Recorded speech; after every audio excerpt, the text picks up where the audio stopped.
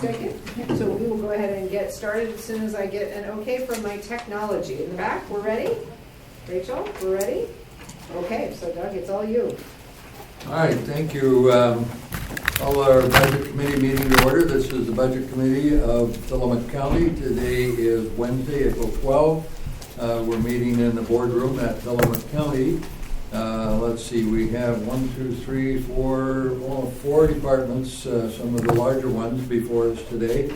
And then we conclude tomorrow, and just for the record, tomorrow towards the end, we spend some time with deliberations and some recommendations to staff on how to balance the budget. So we're out of the general fund today, except, well, for health, we've got some, but so we'll start with the library, and we've got a new individual now heading up the library. So for the record and for all of us, could you introduce yourself again, please, and maybe do a 30-second bio, and then you can proceed with your presentation, and we may stop and try and pin you to the wall or whatever we need to do.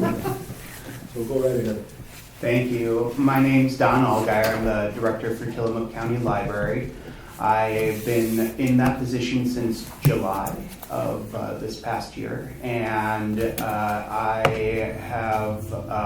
live in Rockaway Beach, and my family has an ice cream shop there. But before we moved out to Rockaway Beach, I was living in Portland. I worked at Multnomah County Library for about 17 years, and before that did a whole variety of different jobs. So I've really enjoyed getting to know this library system, and I've really I love the coast. It's just, people will ask about the commute between Rockaway Beach and Tillamook, and I like hardly a commute. It's just like driving past scenery. So yeah.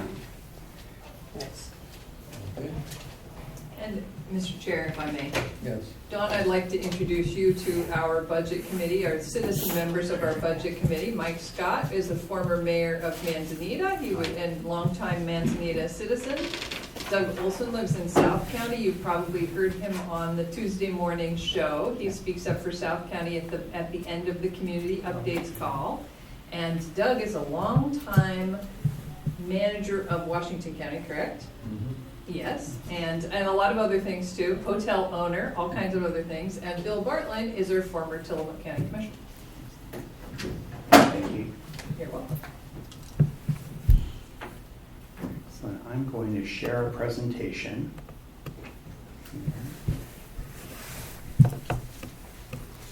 Ordinarily, when the library comes before the committee, you have 6 or 8 people in the back. You're not beginning. So what happened? What happened to the library? I heard there were going to be a few people, and then I think slowly, but one by one, they might have all run into scheduling issues. So I was hoping there were a few people behind me, but clearly they're not.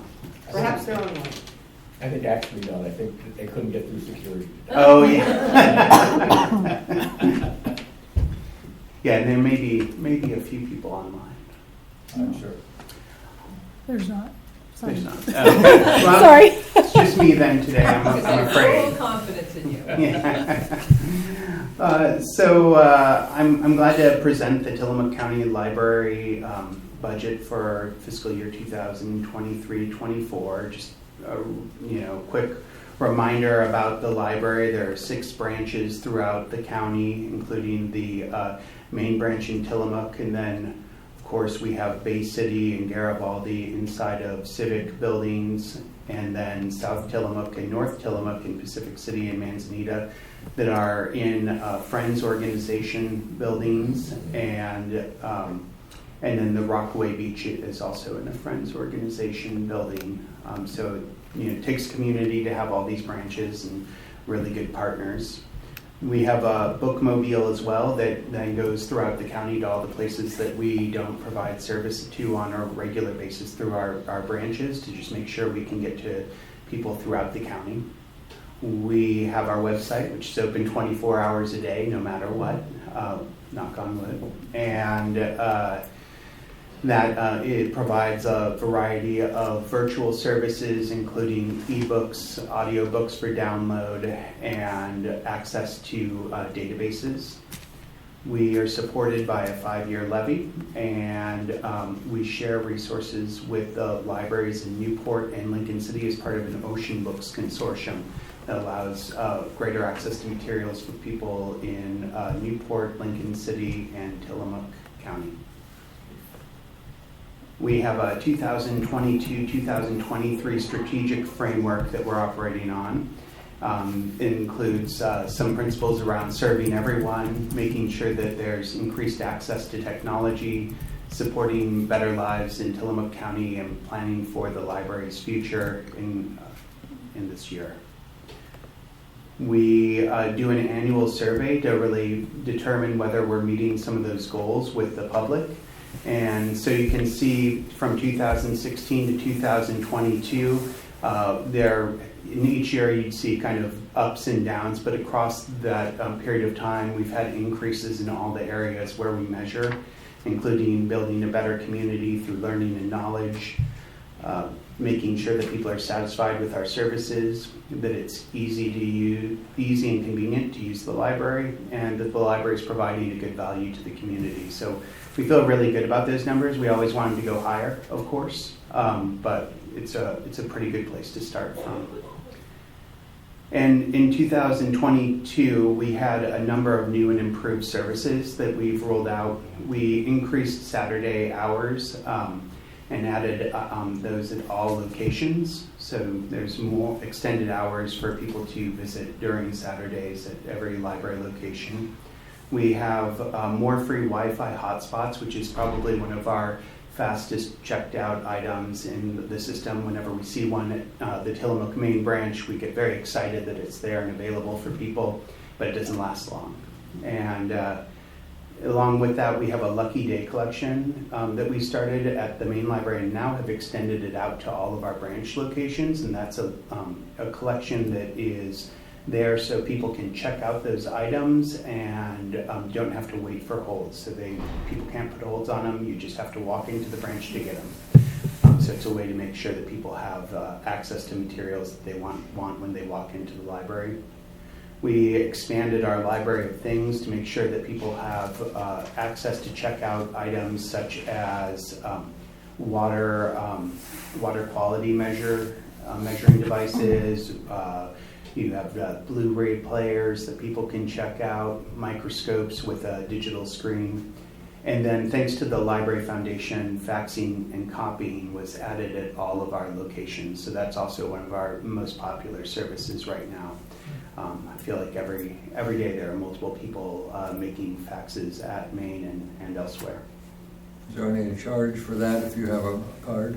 No, there's no charge for that, and you don't even really need a card to use that.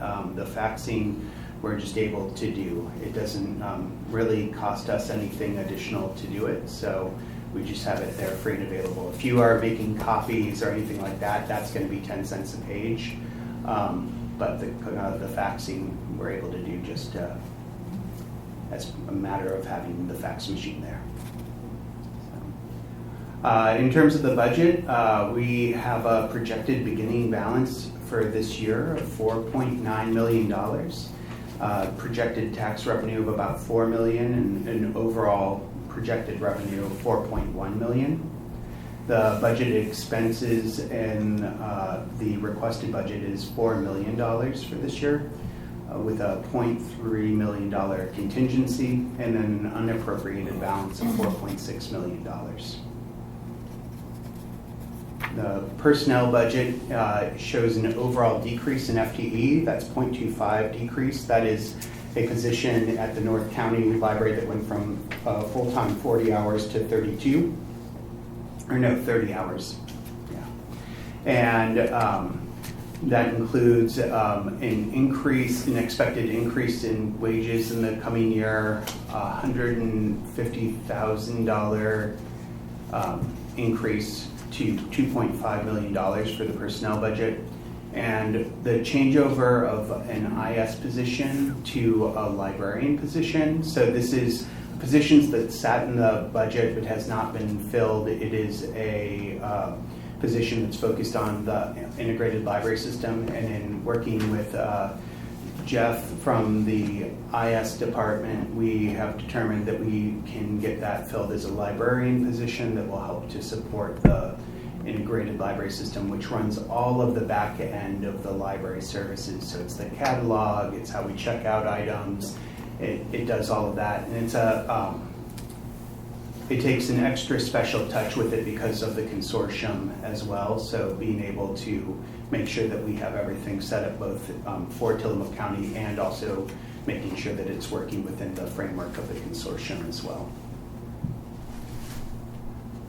In the materials budget, you'll see about a 10% increase in costs in the coming year for the requested budget. That includes a number of changes. Some of them are changes in where those costs are being allocated, including software, computer software and licensing is where we have increase. A lot of that is moving from, I think, where we had it before, which was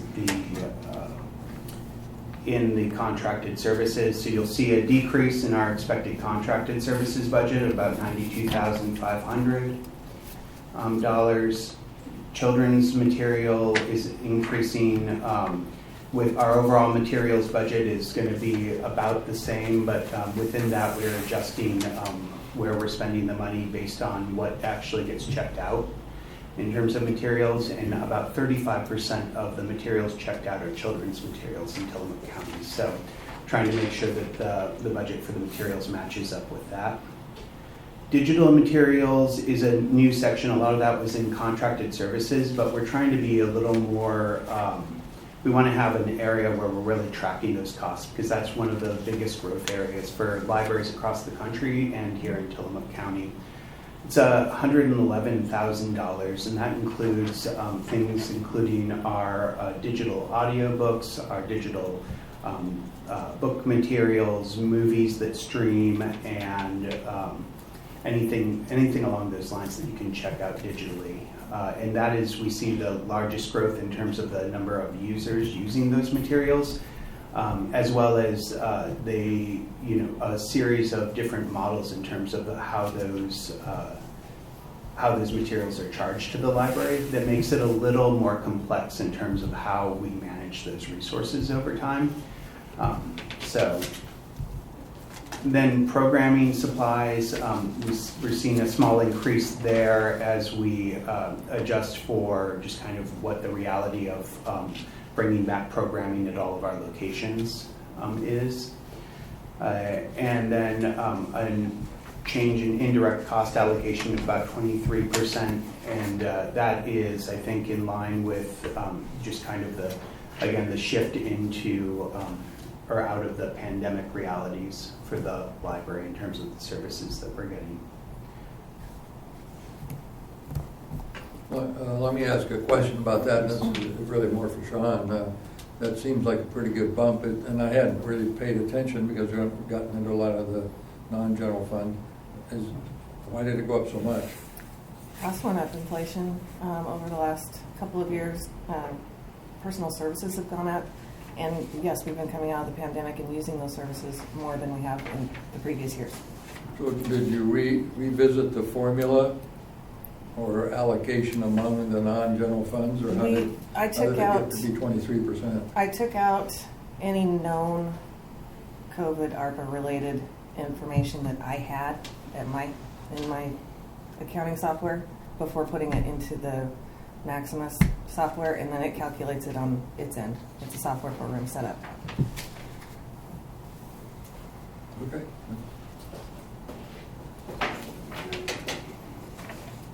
So the capital budget, you'll see a decrease of about $10,000 focused on the building exterior, at least at the time when this requested budget was submitted. What we're hearing right now is that we're looking at our gutters, and as we've been looking at our gutters, we're having more conversations about the roof of the library and issues with that.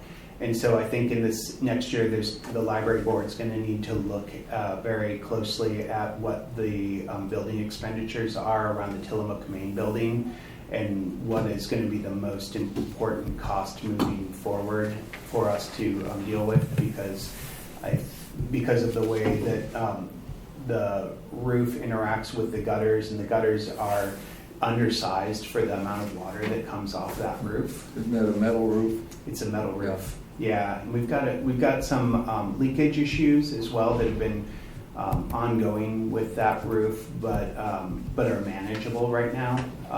But again, I think we're looking at doing an analysis of the roof, and then also understanding kind of what are the priorities in terms of that building to make sure that any investment we're putting into it is safeguarded going into the future. We're not working on the exterior if there are going to be water issues that are going to affect that exterior shortly after that. So, and then the library reserve and the law library. The law library has about $35,000 in expected expenses for the next year. One of the things I'm trying to make sure that we're doing is really defining what are those expenditures that are for the law library as opposed to the general library, and making sure that those get categorized correctly on the library's end. And then the library reserve, which sits at $1.1 million, and of course that's on top of the $4.6 million in unappropriated balance in Fund 185. And I'm glad to answer. So that's the general presentation. I'm glad to answer any questions that you might have. Mr. Chair, if I may? Yes. So, and I do notice that I think you went over this. Your books reference costs are nil. In the past, they've been as high as almost $100,000. But then I see your digital materials has gone up by $110,000. So is that basically taking the place of? That's a great question. So yeah, there were some, I think, in the past previous to this past fiscal year, I believe that there were a lot of those digital costs that were coming through that reference.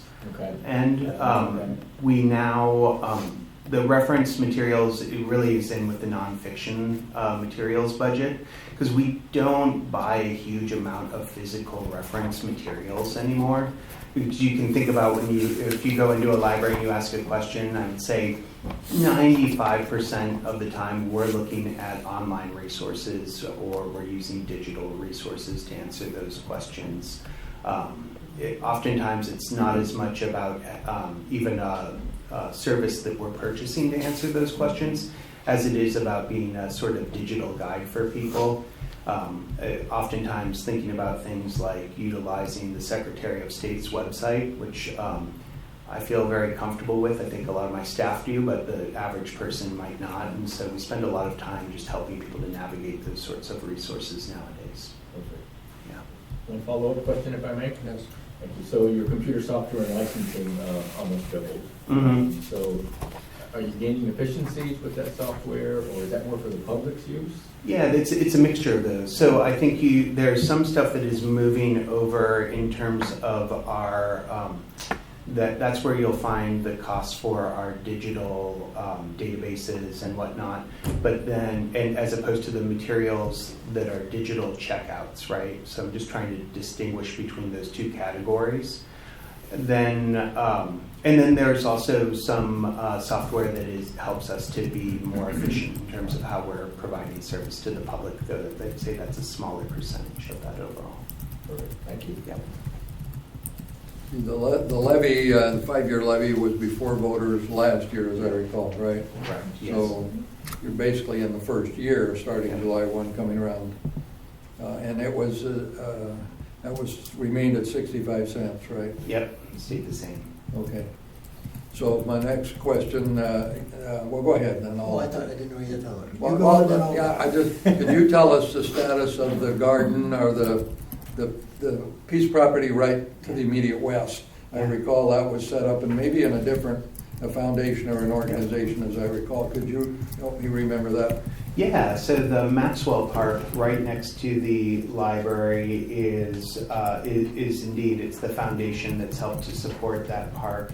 And we are currently, there's a library stage being built there that will allow us to host programming on the exterior of the building.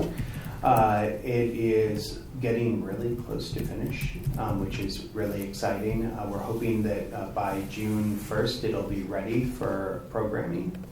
And that space is used as part of the library, so it'll be, you know, a kind of like a meeting room that's outside in a way. And so that's coming along pretty well at this point. Did that answer your question? Yes, I just wanted an update. Have you experienced any vandalism, or has anybody tried to set up a blue tarp and take up residence, or? No, we monitor that area pretty well. I think, you know, the place where we run into the biggest issue in terms of, you know, people impromptu camping is like right at the entrances where we have an overhang. That can be an area where we run into people in the morning when we get to the library. But the park generally has been fine for us. I think, you know, it'll be interesting because the stage has covering, so it'll be interesting to see how that is next year, but hasn't had any issues with vandalism, anything along those lines, so. Good. Yes, go ahead. I was going to ask you a question about e-books and hard copy books. Yeah. Are e-books still continuing to grow over using hard copy, or is it kind of leveled off? It's still growing, but it's leveled off a little bit more. And I you know, I think that's on sort of a national level as well as at Tillamook, but we're still seeing growth in that area. I think we're going to just continue, but not at the kind of rapid paces that I think we were seeing them in previous years. We went back many years ago, people say e-books are going to all be Yeah. e-books, and we won't be hard copies anymore. I don't Yeah. think that's going to be. Yeah, no, and you hear people now oftentimes in the library that they express a preference, right? They say, oh, you know, I read I like paper copies, or like, oh, I take my reader with me everywhere. So I think there's definitely two separate camps that enjoy both, and I think the challenge for libraries over time is balancing between those two collections to make sure that we have physical materials that are available for people who want and in some cases can only access those materials, and then also having digital materials for people who prefer it that way. You know approximately what the percentage split is between e-book readers and hard copy readers? I just looked at this, and so I'm trying to remember offhand. I don't have it right offhand, but I'd be glad to get back to you on that. That's fine, thanks. Mr. Chair, just one comment question. I see your children's books have gone up to 60,000, which is a good thing in my opinion, because the more we get those little kids reading, the better off we are. Yeah. Are you planning additional classes for kids for reading, or reading to the kids, or? Yeah. I'm just curious as Yeah. to what the plans are for the children. Yeah, we have regular story times that are happening right now, and I think our biggest goal in this next year in terms of that is going to be making sure that they're available at every single location throughout, because they're available regularly at Maine. At South County, we recently launched a story time that's happening every Wednesday, and then at Manzanita we have story times that happen, but at our other locations we haven't. We had a fabulous person doing story time at our Bay City location, as I'm reminded by Bay City residents on a regular basis. And so we have someone who is going to be starting there soon, and we're excited to get them trained and ready to provide those story times again. So that's really going to be the big goal for us, is just making sure that there's a lot better spread throughout the county in terms of that. Thank you. Yeah, thank you. Mr. Chair, if I may, one more? Yes. Thank you. I have a question that was asked to me from the public. Yeah. Rather than me answer it, I thought I would let you answer it. Thank you. So they were concerned about any nexus, if there is any, between your operating budget coming from the levy or grants that you get versus what money you might get from the general fund. And rather than me answer it, I thought I'd let you answer that. Yeah, thank you, Commissioner. And we get $0 from the general fund. We are well supported by the public through the levy and are well set up for the next 5 years. And where we look to get additional resources over time, we have a foundation that, of course, we work with and are putting together goals past that library park and stage, the Maxwell Park and the stage. And so there's definitely some goals we'll have. I like to think of them as stretch goals for the library, where we're looking to utilize private dollars around that. But otherwise, the general operations, the day-to-day, that's taken care of through the levy that voters generously passed. Thank you for answering that for them. So over the years, and I've been on this group here now for some time, and there's a discussion comes up every few years about flipping the serial levy into a tax base, in other words, a permanent tax base. Has there been any recent conversation from your board or others on that subject, or? And you've enjoyed such success rolling over the 5 years, but I recall conversations that said, why don't you have one election, establish tax base, and roll forward? Yeah, I don't know that we've had a lot of discussion around that in the library board. I've heard questions about it from the public, and I certainly, there are a few people who have mentioned it during the listening sessions as we've been preparing for a strategic plan for the next 5 years. And, and I'm just at this point, I'm still new. I'm listening. I'm just hearing what people have to say.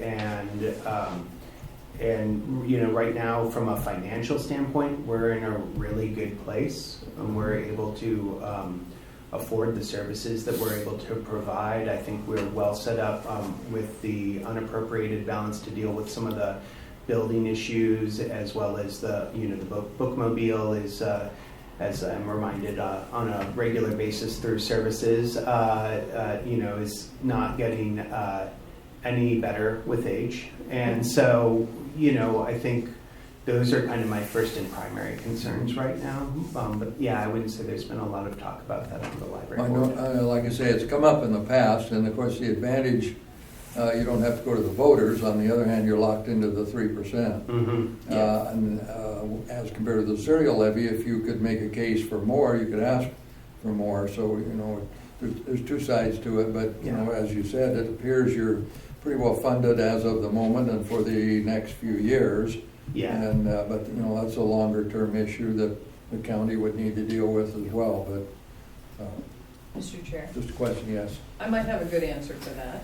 As the library liaison, when I was voted into office, so it's more than 4 years ago now, the county had done a study of what it would actually cost if the library became a special district.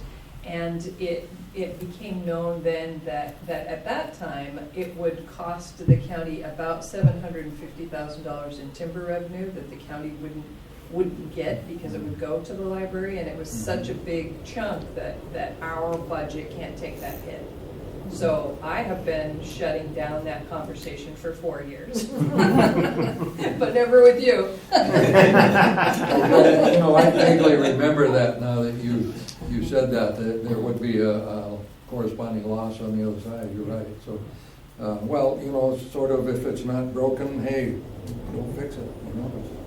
Things I would say from my recall over the years, you're organized, you're solvent, you appear to have high acceptance, and your numbers are good. And so, what's to complain about?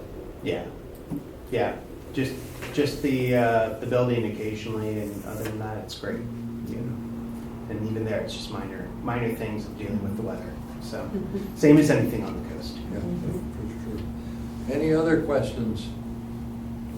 One closing comment, if I may. So, you mentioned that you're new, still learning. You came into this position doing a terrific job, in my estimation. So, Thank you. Thank you for what you're doing. Much appreciated. Yeah, we're so glad to have you. And it was fun to observe Don working through his first budget process because he enjoyed it. And he said, I love this wonky number stuff. And I said, oh, the budget committee's really going to like you. Yeah, I worked through a district budget for about 5 years in Multnomah, so I spend a lot of time on budgets and budget presentations, and so I do enjoy it when I get to do that. How much is the Multnomah County budget now, round numbers? For the district or the operating? Well, let's say the operating. The operating, it's got to be well above $100 million going into this next year. Yeah, in terms of operating budget, and then the district overall is even more than that. So, yeah. We just have a nice little manageable one. I know. When I look at the numbers, I'm like, oh, that's a lot easier to reconcile. So. All right, well, thank you so much. I think you're good to go, and we'll move along. And if there are questions, we certainly know how to reach you, and vice versa. Thank you so much. Thank you, Don. Thanks, Don. Thanks, Don. Okay, on to parks. Is Joanne coming in, or? No, she will be. There she is. There she is, okay. Let's hold on a minute here. Hello. Hi, Joanne. Good afternoon. I hope you guys had a nice lunch. I'll try not to go past my time, but I'm going to start with some beautiful pictures for you. So this is the Tillamook County Parks Department budget for fiscal year 2023 and 2024. Next page. Okay, there we go. The mission, our mission, the Tillamook County Parks Department provides safe, clean, and enjoyable camping, day use, and boating facilities for residents and visitors of the Tillamook County. Parks is responsible for 1,890 acres of land in over 35 locations. We have 6 campgrounds with 636 overnight RV cabin and tent camping sites, 20 boat launches, and 9 day use areas. All facilities are managed and maintained with just 9 members of permanent staff at full staffing levels, up to 30 park hosts as available, and up to 20 seasonal staff as available. The Tillamook County Parks Department was made a special revenue fund in 2009 and operates solely upon revenues collected through user fees. So our goals for this fiscal year are to continue, believe it or not, we're continuing to recover from the COVID closures and the lack of available staffing. I'm sure that you've heard that from different departments, but staffing is a commodity that we're all in search of. We're looking to hire seasonal staff to cover the increased use of our park facilities and the services that are required to keep them clean, safe, and available for the public to use. Continue to work on the Webb County Campground relocation and expansion project. Move forward with the Barview Jetty County Campground entrance renovation. And continue to improve ADA accommodations and park facilities system-wide. And install digital traffic counters to collect valuable user data. And install, tamper-resistant Iron Rangers at boat launches. And install cloud-based security camera systems as possible. And modernize the park's aging vehicle and golf cart fleet. So current camping trends. I'm sure that you're probably aware of some of this, but you might not be. 2023 is forecasted to be an extremely busy camping season. County Parks is predicted to have one of the highest number of reservations, overnight occupants, and day use visitors in parks history. According to the DERF's 2023 camping report, 2022 was the most booked year ever. The increase in camping popularity shows no sign of slowing down as more than 15 million Americans went camping for the first time in the last 2 years. Oregon has the second highest proportion of campers per capita. We come behind Montana and in front of Colorado. 2022 was by far the hardest year yet to find an available campsite, and campsites were nearly twice as scarce in 2022 as they were in 2021. Finding an available campsite is the #1 challenge that campers reported. And an interesting tidbit, and I believe this goes with working remotely due to the COVID pandemic, a new work habit that is now established. as 23.8% of campers say they worked remotely while camping in 2022. Being aware of camping trends and the needs of the public help guide the future development, improvements, and planning of parks facilities. So partnerships and donations in fiscal year 22-23. So far in 2023, County Parks has hosted 3 annual day use access pass work parties for 30 patrons, a cash value of $1,650 for the donated passes received. We had scheduled for 5 day use work parties, but unfortunately we had some inclement weather on some of those days and had to reschedule.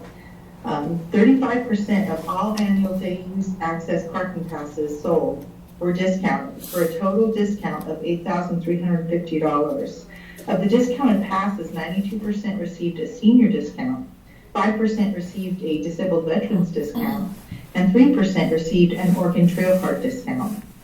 We provided disabled Oregon's veteran camping discounts to 14 veterans for 45 nights for a total cash value of $867. We partnered with Solve for beach cleanup events that require parking at various Tillamook County Parks facilities. And on a side note, April the 22nd is Earth Day, and Solve is doing 2 beach cleanups in the Tillamook County. So if you're interested, you might want to get in touch with them. We partnered with the Confederate Tribes of Grand Ronde for a tribal cabin event at Neachar's Landing Boat Launch. And we partnered with the Trail Keepers of Oregon for multiple trail keeping events at Anderson County Park. So this year has been a challenge with our weather. We had some of the most extreme storm damage to our trees that we've ever had. I believe it was due to the ice and the snow accumulation and the wind then that came along, and it snapped those poor heavy laden frozen branches. So what you're seeing here on this screen is Nehalem Boat Launch. It's a little bit muddy and a little bit filled with debris there. And this is just a sample of one of the trees that we have. It's a beautiful young shore pine that snapped in half. To the far right, you have Barcue. This is what happens if you want to camp at W12 out to see the ocean and by the ocean. This is the road that runs between our campground and Camp Magruder. This is the tide. It goes from one end of the campground to the other, and it brings debris all the way across the car. Here's some more examples of some of our storm debris. To the left, we have what would be considered our octopus tree here at Barview. It had a challenging time this winter, and we lost parts of it. The center photo is Neachar's. This happens periodically throughout the winter. We clear up the seaweed like this over and over and over again. And then to the right, we have another large tree that came down that didn't care for the winter. We also have been dealing with an increased visitation, which brings increased vandalism. This is just an example of what happens at some of the facilities. I'm really appreciative of the kiosks that we have on our ASM machines. That central photo that shows the P station, that is just a broken pane. It was an easy repair. But if they had had access to the machine itself without it being securely mounted in there, it could have been drug off or snapped off like that bottom photo on the right that shows our honor box. People put chains to things and try and yank them out of the earth. And then they also like to express their artistic abilities on the insides of our restrooms and leave what they don't want at home in our campground facilities, which is unfortunate, but it's what we have to deal with. So we've done some improvements. This is just a small sampling, but this is some beautiful photos that Melissa took for us. And one of these is the parking. We expanded a parking area here at Barview and put down a fresh layer of gravel on it. And so the one on the left is parking, and that is the shot that I showed you earlier where the debris was running down the road, the muddy water with the tree branches. This is a cleaned up view. They worked really hard to bring it back to life and make it look pretty again. In Twin Rocks, we have a Twin Rocks viewing area, a little park there, and this is the parking area. We put that fence up in the parking area to replace an aged fence. And then the photo to the right is here at Barview. We have a little spur parking area that when the jetty was being worked on, we had an overflow of vehicles that couldn't go out and park at the jetty, so this gave them an alternate parking location. And it looks really good when it's all cleaned up like this. We did have a situation out at Kilchis. The incredible amount of water that flows out there started to erode our road and make it unpassable for boaters to get down to the boat launch. So this is a shot of the road going down to the lower day use area where the boat launch is. And our wonderful maintenance techs went in there, they cleaned up the debris, they stabilized the area that was getting eroded, and they put in some beautiful new rock to give it a nice firm surface for traffic to go on. So out at Knee Parks, we're not done out there, but as finances allowed, we did asphalt a portion of the Knee Parks parking lot. That is an incredibly large parking area. And so we do still have some work that we need to get done there, but we did asphalting replacement on a portion, seal coated it, and then we did striping on it to give that's our highest used boat launch, and it gave it a little more safety and way for people to navigate. And Memaloose. Yes, this is Memaloose after. One of the shots there is during the initial setup for the dredging portion. And then the shot on the left is the after portion of, they've got all the dredge materials, the spoil materials in the thing, and Memaloose is done and good to go. Now these last few shots are just showing you a reason why people flock to our local area.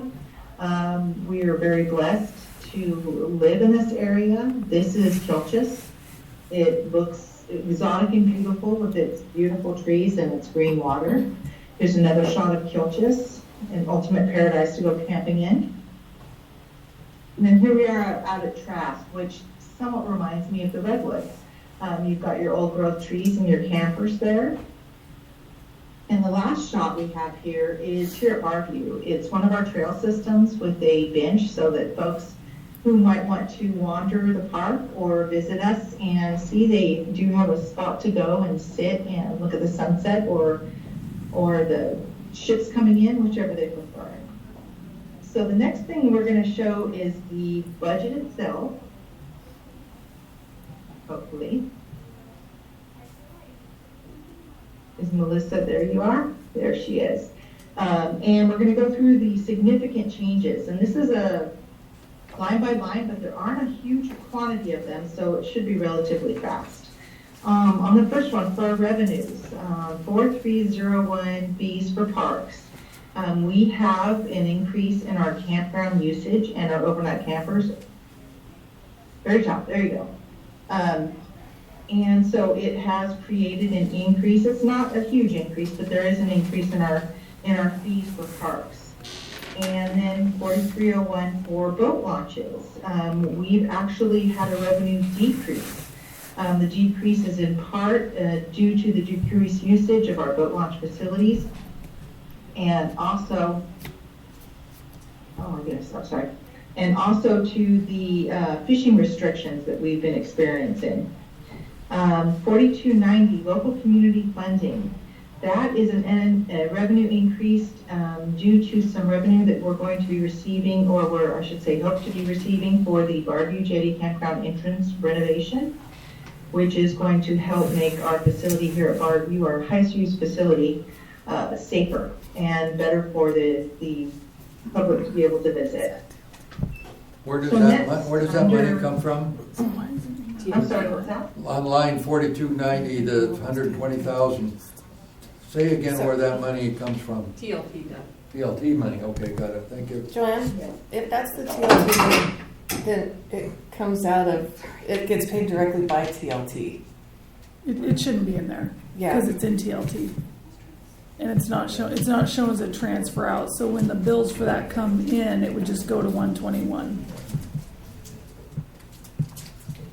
I don't know if you heard that, Joanne, but it's in your budget and the TLT budget. So it's really in here twice, this needs to come out. Yeah. Okay. Easy fix. I'm sorry. I Go don't- ahead. Are you done? Yeah, I don't know the if answer is it it's- shouldn't be there, it should be part of the TLT, I think, and that we've maybe got Well, a it's a double project entry. that we were doing that we're having expenses for, and so that is the revenue that validates the expenses that we have incurred under our projects, 13202 area. Right, So but I don't know exactly how you guys want it placed, but it is revenue to offset the expenses, so. okay, Joanne, you know- the invoices or the expenses would be sent directly to Rachel to voucher out of Fund 121, the TLT directly. Okay. Does that make And sense? maybe to pull this out of this budget, out of our projects area too then? Yes. Because we do have that included in there. Yes. Thank you. Yes, that- Then you have to take out So the I'm- expense side as well. Yes. So under expenses, under 13,200, the 5990 personal services, there has been, and I believe there may continue to be, wage increases, which have, of course, caused an increase in those expenses. And under our telephone expenses, we are at 7007. We are looking at the county getting a new phone system, and it is going to be an increase in the expenses for that phone system. Bank fees under 7013, with our increased online credit card sales and our AFM credit card use, the fee machine usage that we have, it does cause an increase to our bank fees. The transient lodging tax, with the increase in our campers coming to camp with us, that does provide more funding for the transient lodging tax, and so that is reflected in there. Water fees, our water fee, we're using more water, more people, more water, and it does increase the fees that are charged there. Our garbage collection, it never seems to end. But yes, we're having an increase in the amount of garbage that we're seeing, and so our expenses are going up for that. And under 7605, R&M equipment, we have noticed that there is an increase in the cost for repair technicians and parts, and so we have increased that line item accordingly. And porta potties, 7704, chemical toilets. We're needing to have porta potty service more, and we're showing an increase for that. Under boat launches in 13201, we have the same thing for personal services under 5990. We have an increase due to the wage increase. Under contracted services, we've had to adjust staffing accordingly to deal with our increased usage of our facilities, and the seasonal staff cost has increased, and also the cost for using flaggers has increased. And 7416 sewer fees, we have an increase in the sewage cost, and that is reflected there.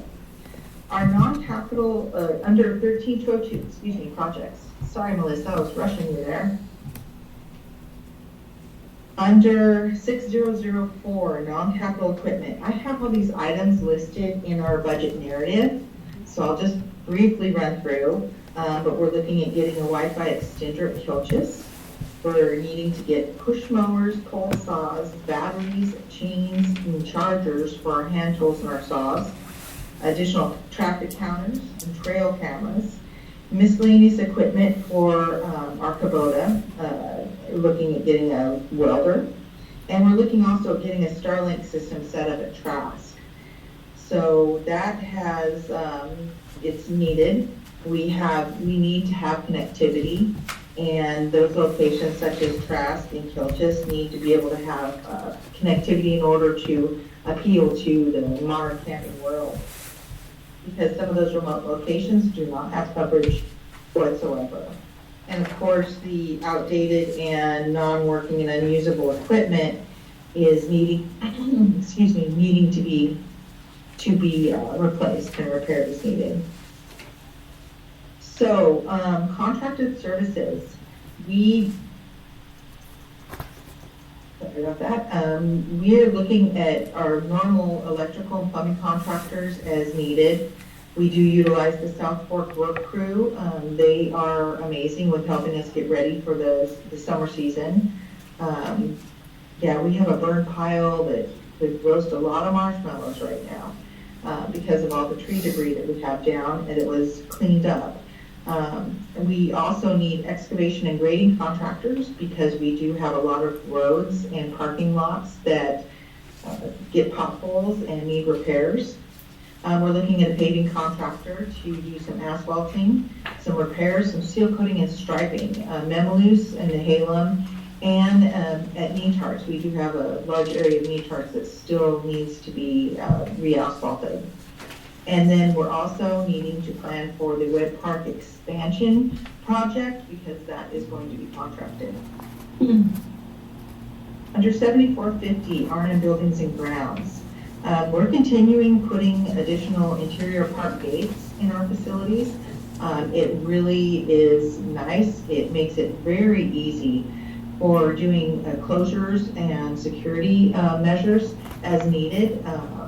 It's a one-person project now, a one-person task, where it used to take equipment. So it saves a lot of time and a lot of money. Gravel and rock. We do a lot of gravel and a lot of rock in our parking lots and in our roadways at multiple facilities. Our picnic tables. We have over 636 picnic tables, and they're highly used. And so we do repair and maintenance on those as we can, and we rebuild them as needed. The fire rings are something that we can't rebuild. We purchase those outright. So we replace the fire rings as needed. Our R&M on our equipment under 7605, we have an annual maintenance service that is done to our golf carts and our landscaping equipment, and the cost for the service technicians has increased, and so we've reflected that in there. And we do have money in for permits as we need, and we also under the 90/30 on the vehicles. Currently, we have 3 pickups and 1 dump truck that have been on order for a while. Well, I'm hoping that 6 to 8 months really does come to an end at some given points because I've been hearing that for about a year now.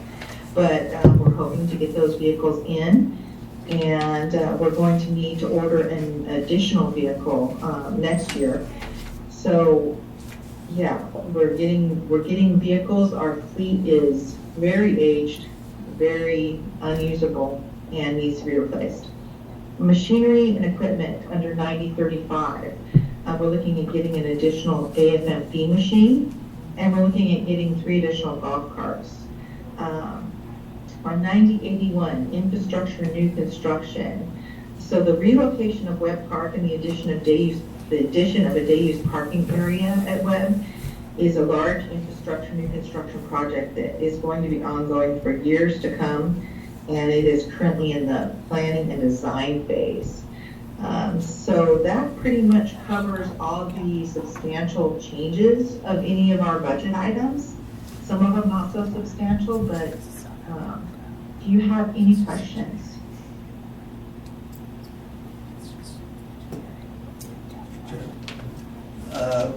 One of them is kind of maybe a little silly. The Kelch's Park, how are the hydrangeas doing that were all donated? Because I can remember when they put, 200 or 300 hydrangeas in up there from Zweifels. Yeah, Pat was amazing on that. He's amazing. We've had some that haven't handled some of the weather very well and may have or may have not been naturally pruned, but they're actually doing quite well. They're doing quite well. Some might have to start again from little stubs that are left over. When the trees come down, they just squish everything. I was curious as to what that would look like in the summer when they all moved out. Second question is, how much are you getting in parking fees? Just out of curiosity, approximately. That would be up in the revenue. The portion, are you talking the camping or our day use fees or annual pass? The day use parking, where people come in. I don't have that right. That's I don't okay. have that information right in front of me. That's fine. Just was curious. Thank you. So, the bank fees, are you not charging a fee for people to use a credit card in the parks? No, Something you might want to consider. I mean, it's kind of true everywhere you go today. If you want to use a credit card, unless at a grocery store or something like that, they will charge a fee. So it's just something you might want to consider. That would bring in a little more revenue for you. Some places are precluded by law from doing that. You have to, there's a line somewhere, I'm not sure where it is. But if it's possible, that's a good point, because it adds up. Yeah, and we are getting bank fees at Cape Kiwanda. Is it different at Cape Kiwanda? you, We have a it line item shouldn't in be. it, comes out of there. Well, we can reconcile that, but I do get charges for it. At least it's in my budget. You mean, Yeah, the bank fees, in order to do a bank fee at one of the AFMs for a day use pass, I believe it would charge an additional $2 per pass. And to be honest, Bill, I'm very grateful that you pushed for that $10 fee, but to add a $2 on that, I don't agree with your open. It's a different. Oh, make it 5. Sort of, it's allowing people to become accustomed to what the new normal is, and then we can adjust as needed as the future requires, but I was sort of Yeah. afraid to push the boundaries. yeah, I don't think we're ready to increase the $10. But we did talk this year about, is it time to look at increasing just the camping fee? And I think we decided that we're gonna take a serious look at that for next year. Well, if you pay attention to supply and demand, based on what you said, the demand exceeds the supply, so, clear the market and bring it up. Yeah. Yeah, we want to do a little study and, what state parks charging and what are the other providers Is it a charging, different and fee that she's referring to? make sure we stay in there. Yeah, we are getting charged credit At the card campground? processing fees. That are going to be closed for maintenance and construction, the OPRD.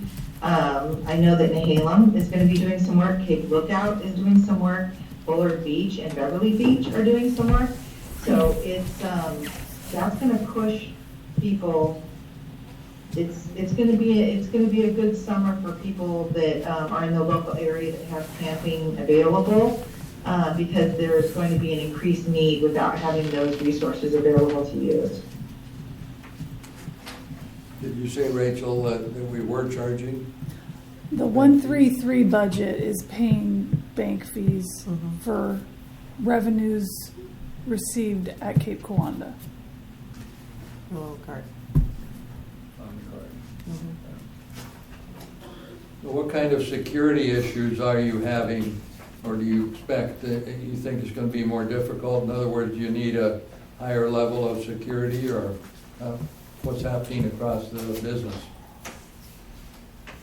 During the winter time, we usually have an influx when salmon season is going well, I should say, and our boat launches are popping, per se, Mills Bridge, or even at Three Rivers with the Steelhead. And, you get people who are going out and pursuing those facilities when there's a lot of usage on them.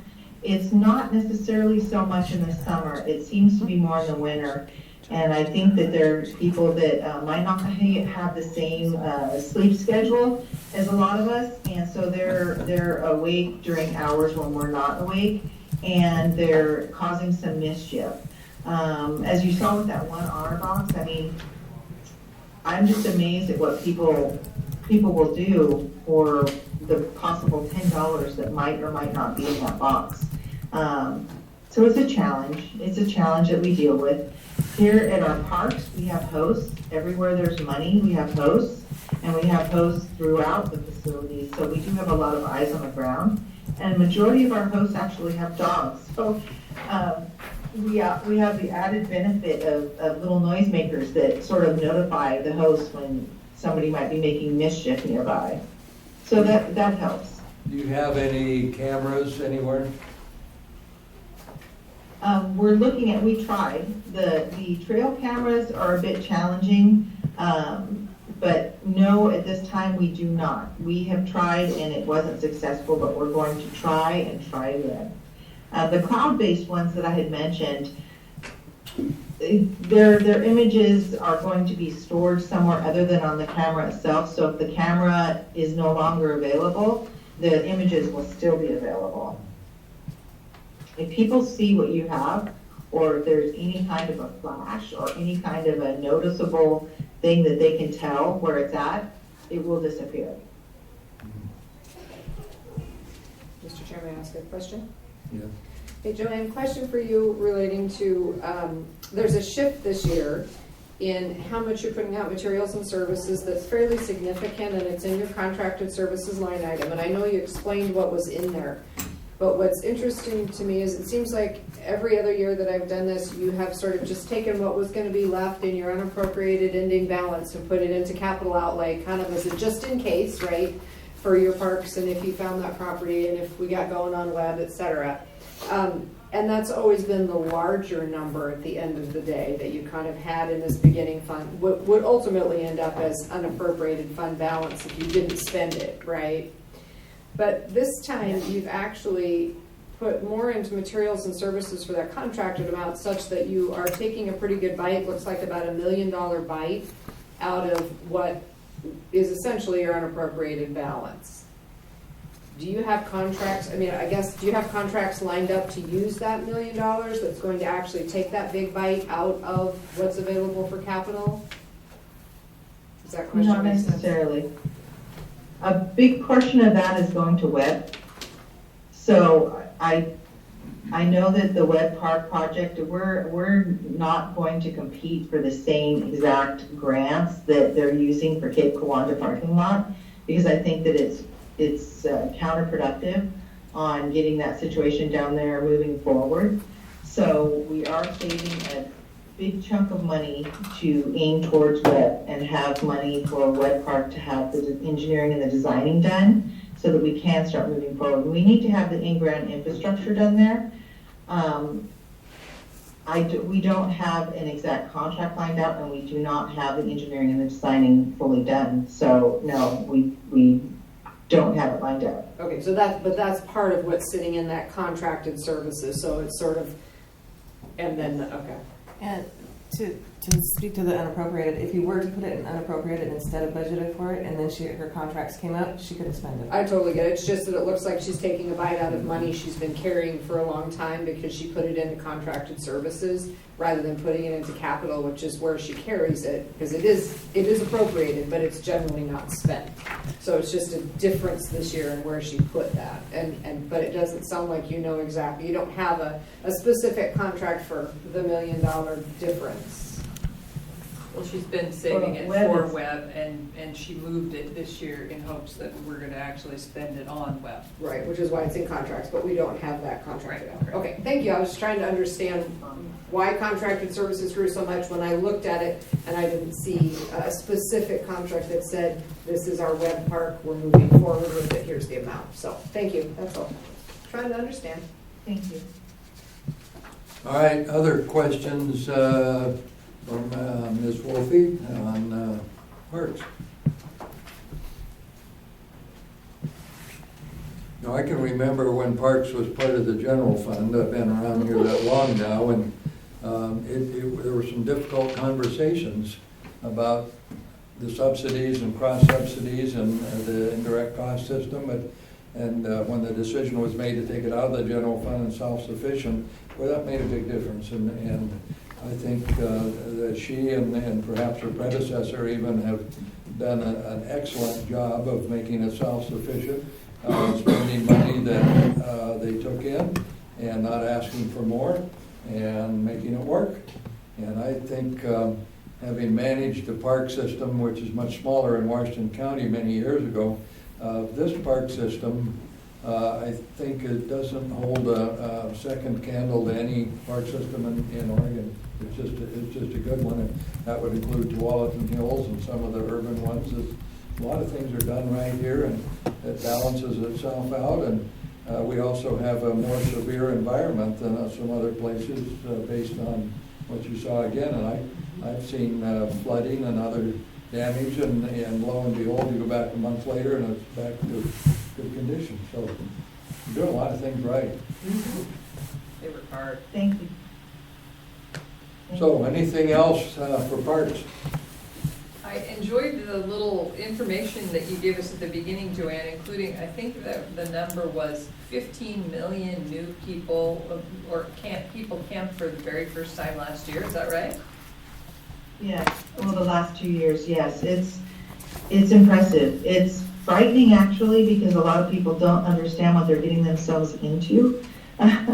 So, you know, they might not come prepared, but we do have resources around here where people can purchase stuff that they need to a certain extent on tents or bedding or whatever it might be that they need to camp. But it's wonderful to see. It's really wonderful to see people bringing their families out here, and we're blessed to live here, and it's beautiful, and it's nice to be able to share that with the next generation.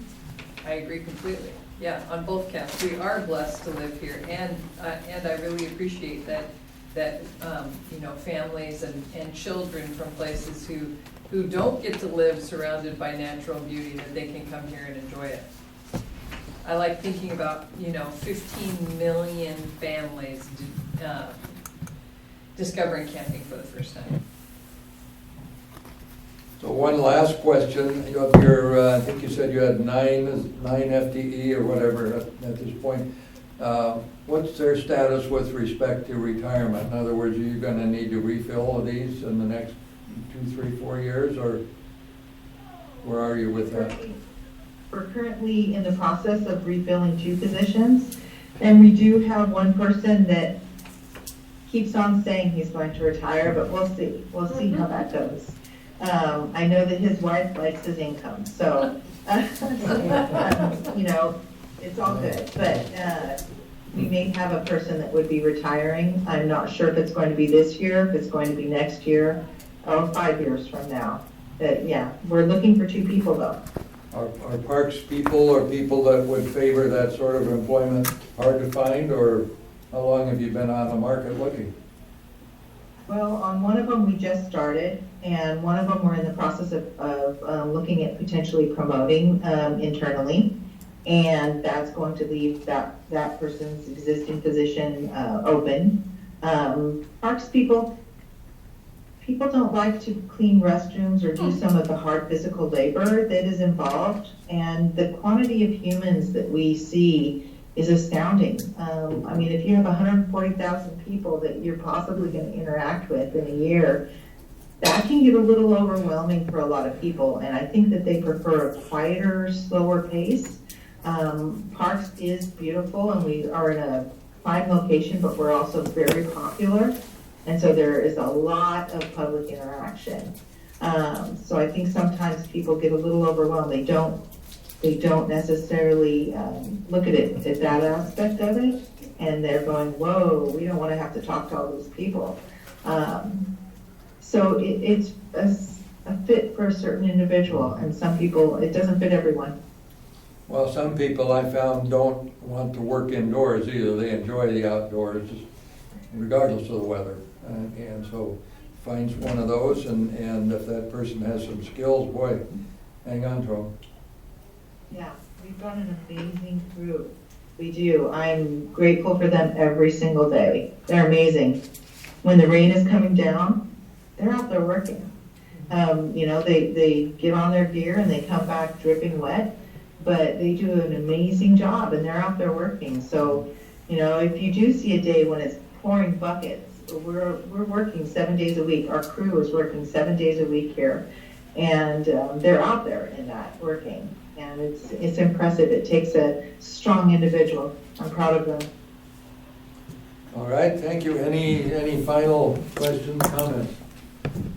All right, thank you so much. Thank you. One more, and then we'll take a short break, and then one more after that. So Public Works, coming up. So now we're on the 160 series. That's via Teams. Just the BOC meeting. Just pull up Teams right quick. Hey, Chris, Yep, how are you? good. Welcome to the afternoon. Yeah, there are a bunch of sleepy people here. Well, my monotone voice, I will try to make it a little bit more engaging. I cannot promise that. though. Sing for us, Dan. Well, I do have some good slides, so hopefully that will work. Some fun facts as we move along the way. And just make sure everyone knows it's going to get quiz after your facts. After the fun facts. Absolutely. They can pay attention. I'm actually more awake today than I was yesterday. I was so excited the night before I couldn't sleep. Oh, Bill. Yeah. You believe that? It's very engaging. Okay. Go. Got your Don't chat? pass the screen amen. Yep, it should jump up there. Oh, There it is. There you go. A little delayed response. Okay, go ahead and move on. Go ahead. Okay, in some of these slides you've seen that there's a little bit of a delay, so I'll try to watch that as it goes forward. People think of the road department, and that's roads. Introduce yourself. Chris Leahy, I'm the Director of Public Works. In this case, it's the Road Department. Public Works is Solid Waste and Road Department, so this is the Road Department. Good afternoon, everyone.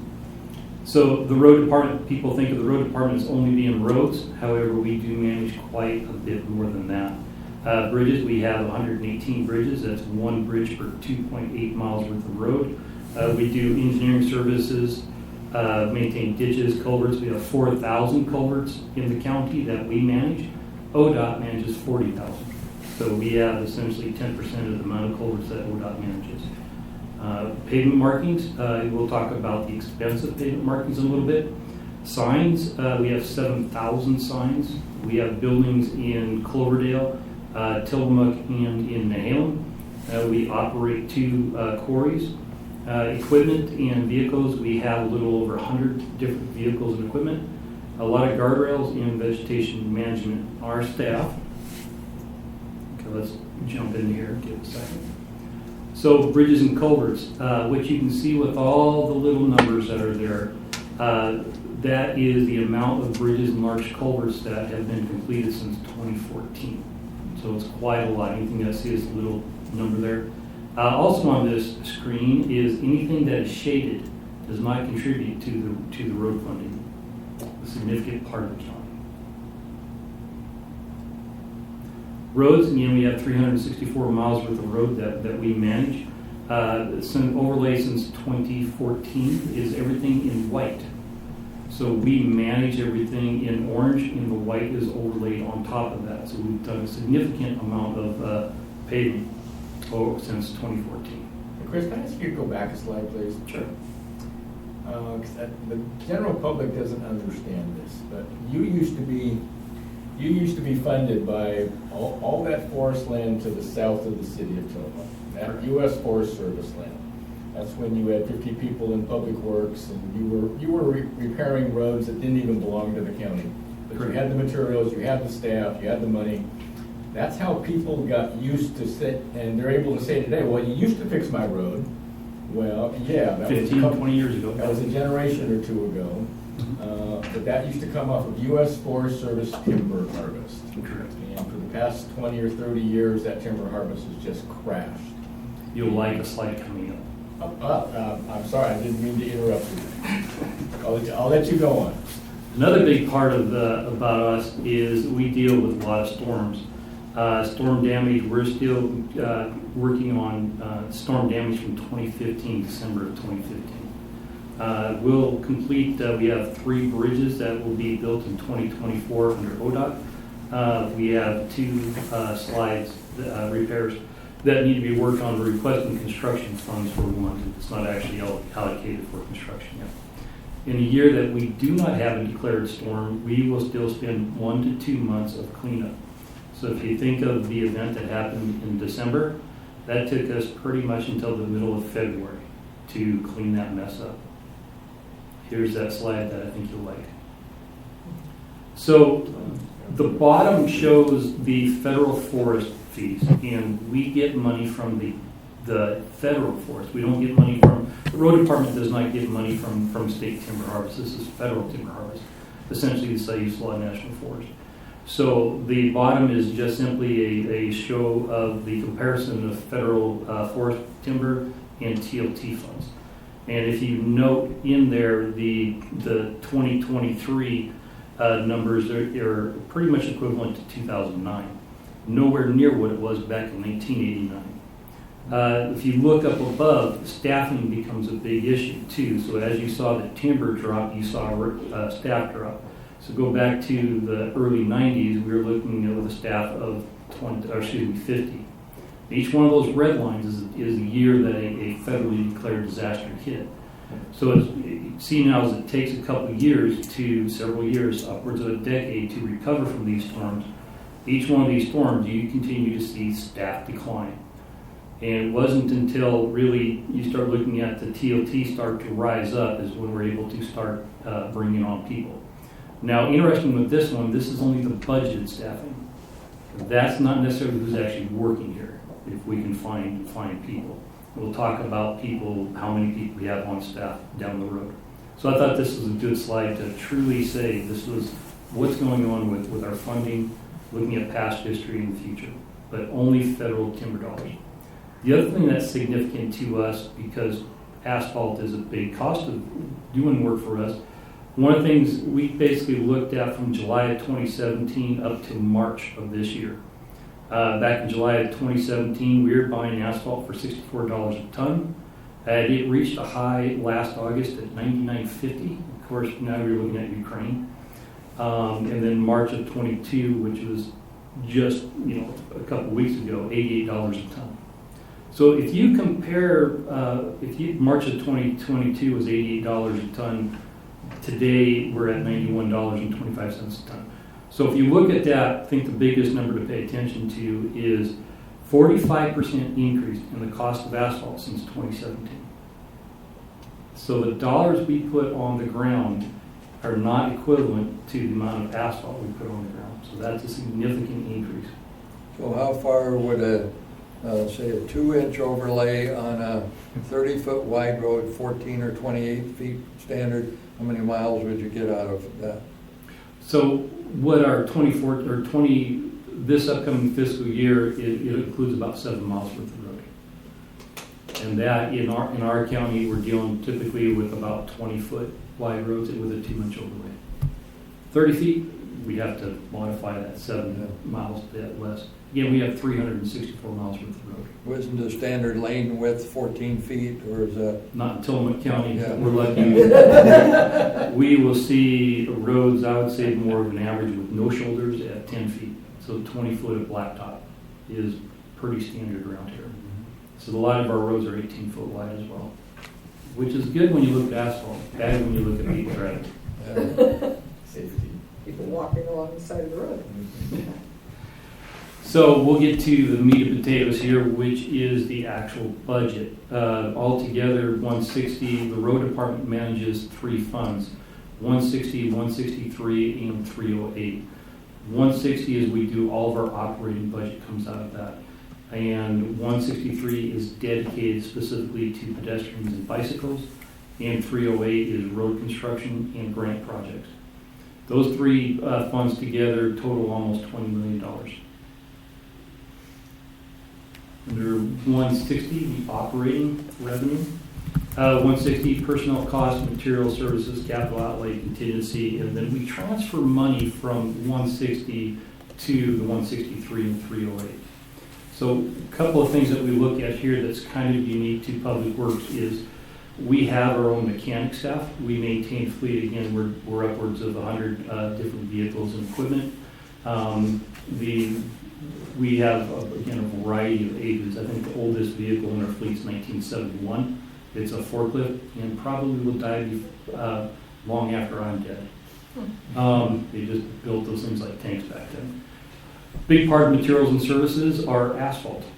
and that comes out of our materials and services. Capital outlay, most of our capital outlay is going to come out of 308. So revenue. So all my geocodes match your geocodes, and they match them with the sequence of the geocodes. So what I have in here is slightly different than you see, but it is sequential and it is in the same geocode. What I'm showing you also is the amount of money that is expected to be received. So it gives a slightly different comparison. But if you look at the, in this case, we're dealing with the past, adopted budget versus what has been received, because that sets our beginning balance. So when you look at that, that essentially sets our beginning balance. And I'm not going to dive too much into these unless you stop me. And we look at expenses. So one of the things to note in this last fiscal year is total personnel services. Haven't been able to find a lot of people. So I budget assuming we have full staff right from July 1st moving forward. We did not have that. So remaining to be spent on personnel is $553,000. So 17% of the amount of money that should be spent on personnel services is not being spent. Contingency, fortunately, we did not tap into contingency, and as we should not have tapped into unappropriated ending fund balance. So last year, we looked at we adopted a budget of $12.9 million, anticipated that we will have spent, received and spent the difference at $7.9 million. And a large chunk of that is $800,000 contingency and $3.6 million. So that's the past. Now we move into the future. Operating revenue, these are our primary sources of revenue. State Highway Fund, transient lodging tax, federal forest timber, that is on the SIUS law. Federal Highway Surface Transportation Grant, and again, we do not receive any money from property taxes or state timber revenue. We are fully funded primarily with, in red is the state motor vehicle fee. So the proposed budget is 50% of the state motor vehicle fee is in red. The next largest contributor was 34% is what we're proposing. In reality, we anticipate by the end of this fiscal year, transit and lodging tax would have been 39% of our total budget. Federal timber dollars is based on bills passed by Congress. It's been stabilized for another year.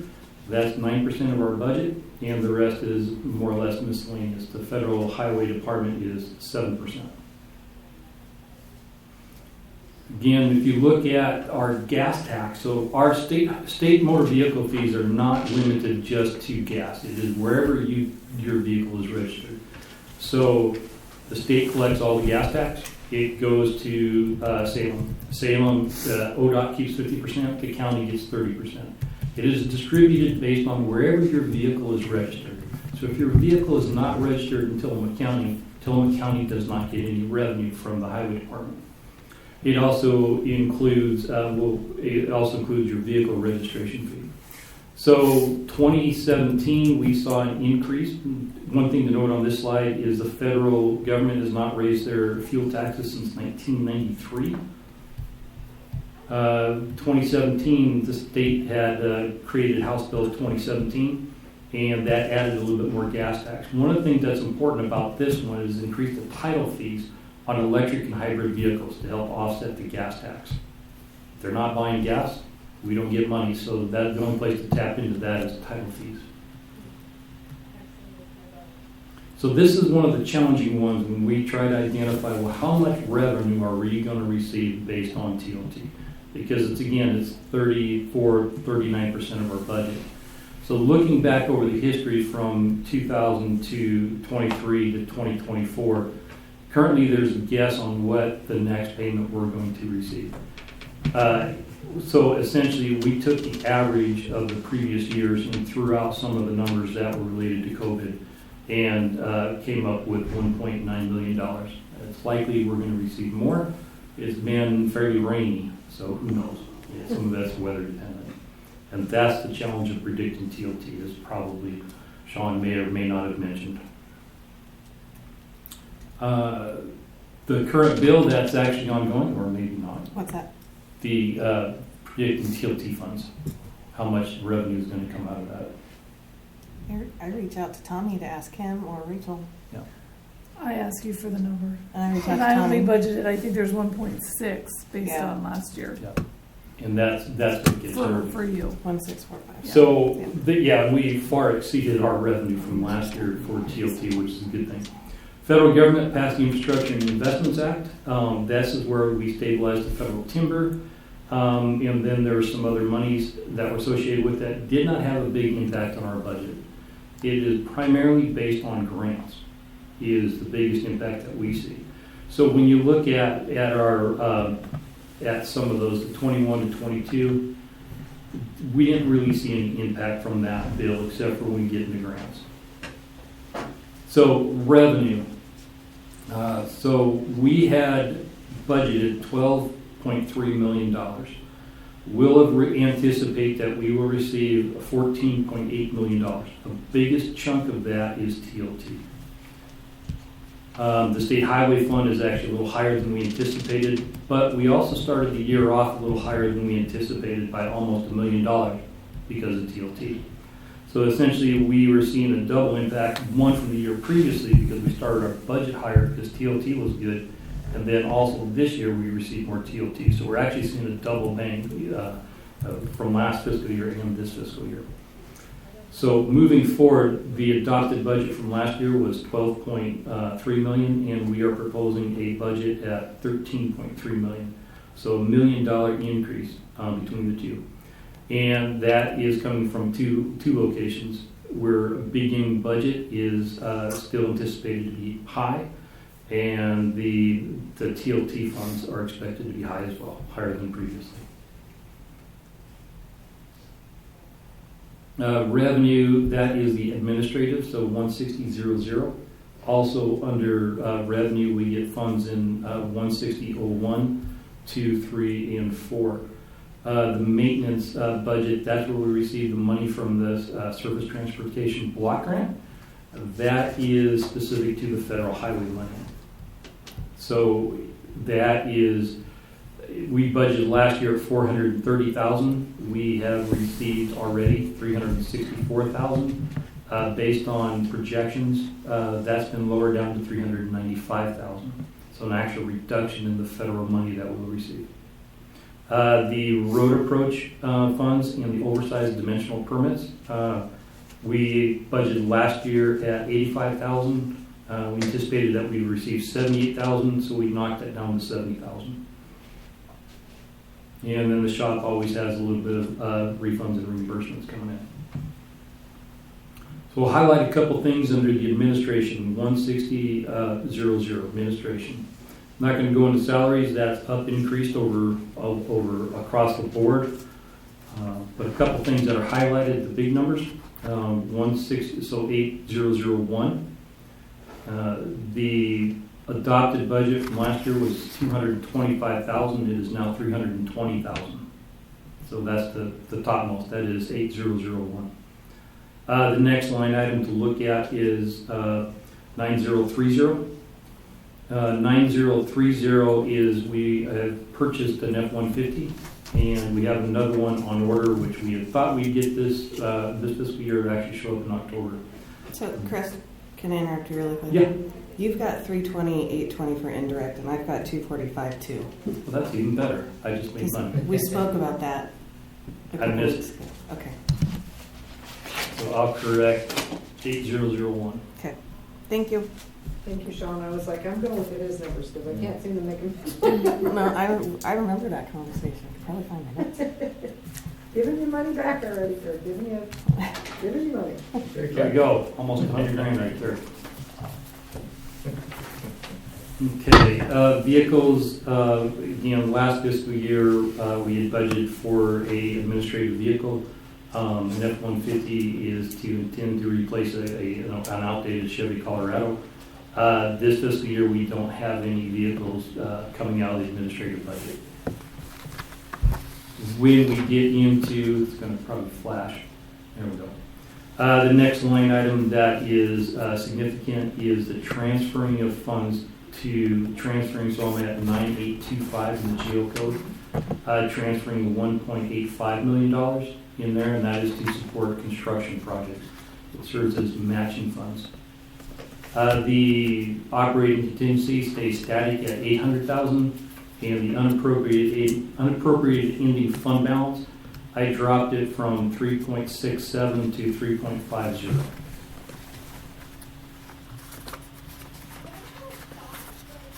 Maintenance personnel, I've mentioned we weren't going to touch about salaries except for what we budgeted in last fiscal year versus what we've spent this year. Again, we're looking at about $400,000 less in that case. Looking at Your stuff there's a little confusing compared to this because you moved the 2 columns over the proposed compared to what's going on right this year. it is reversed. I didn't realize that until now. So on the far, in the middle is the current year adopted. On the far right is what is projected to be spent by the end of June 30th of this year. In the left column is... We never see that on this committee because we've been after the treasurer for years to give us a projection for the end of the year. And some people do it and some don't. Okay. I mean, we get totals, but not detail like you've done here. I have a lot of geocodes.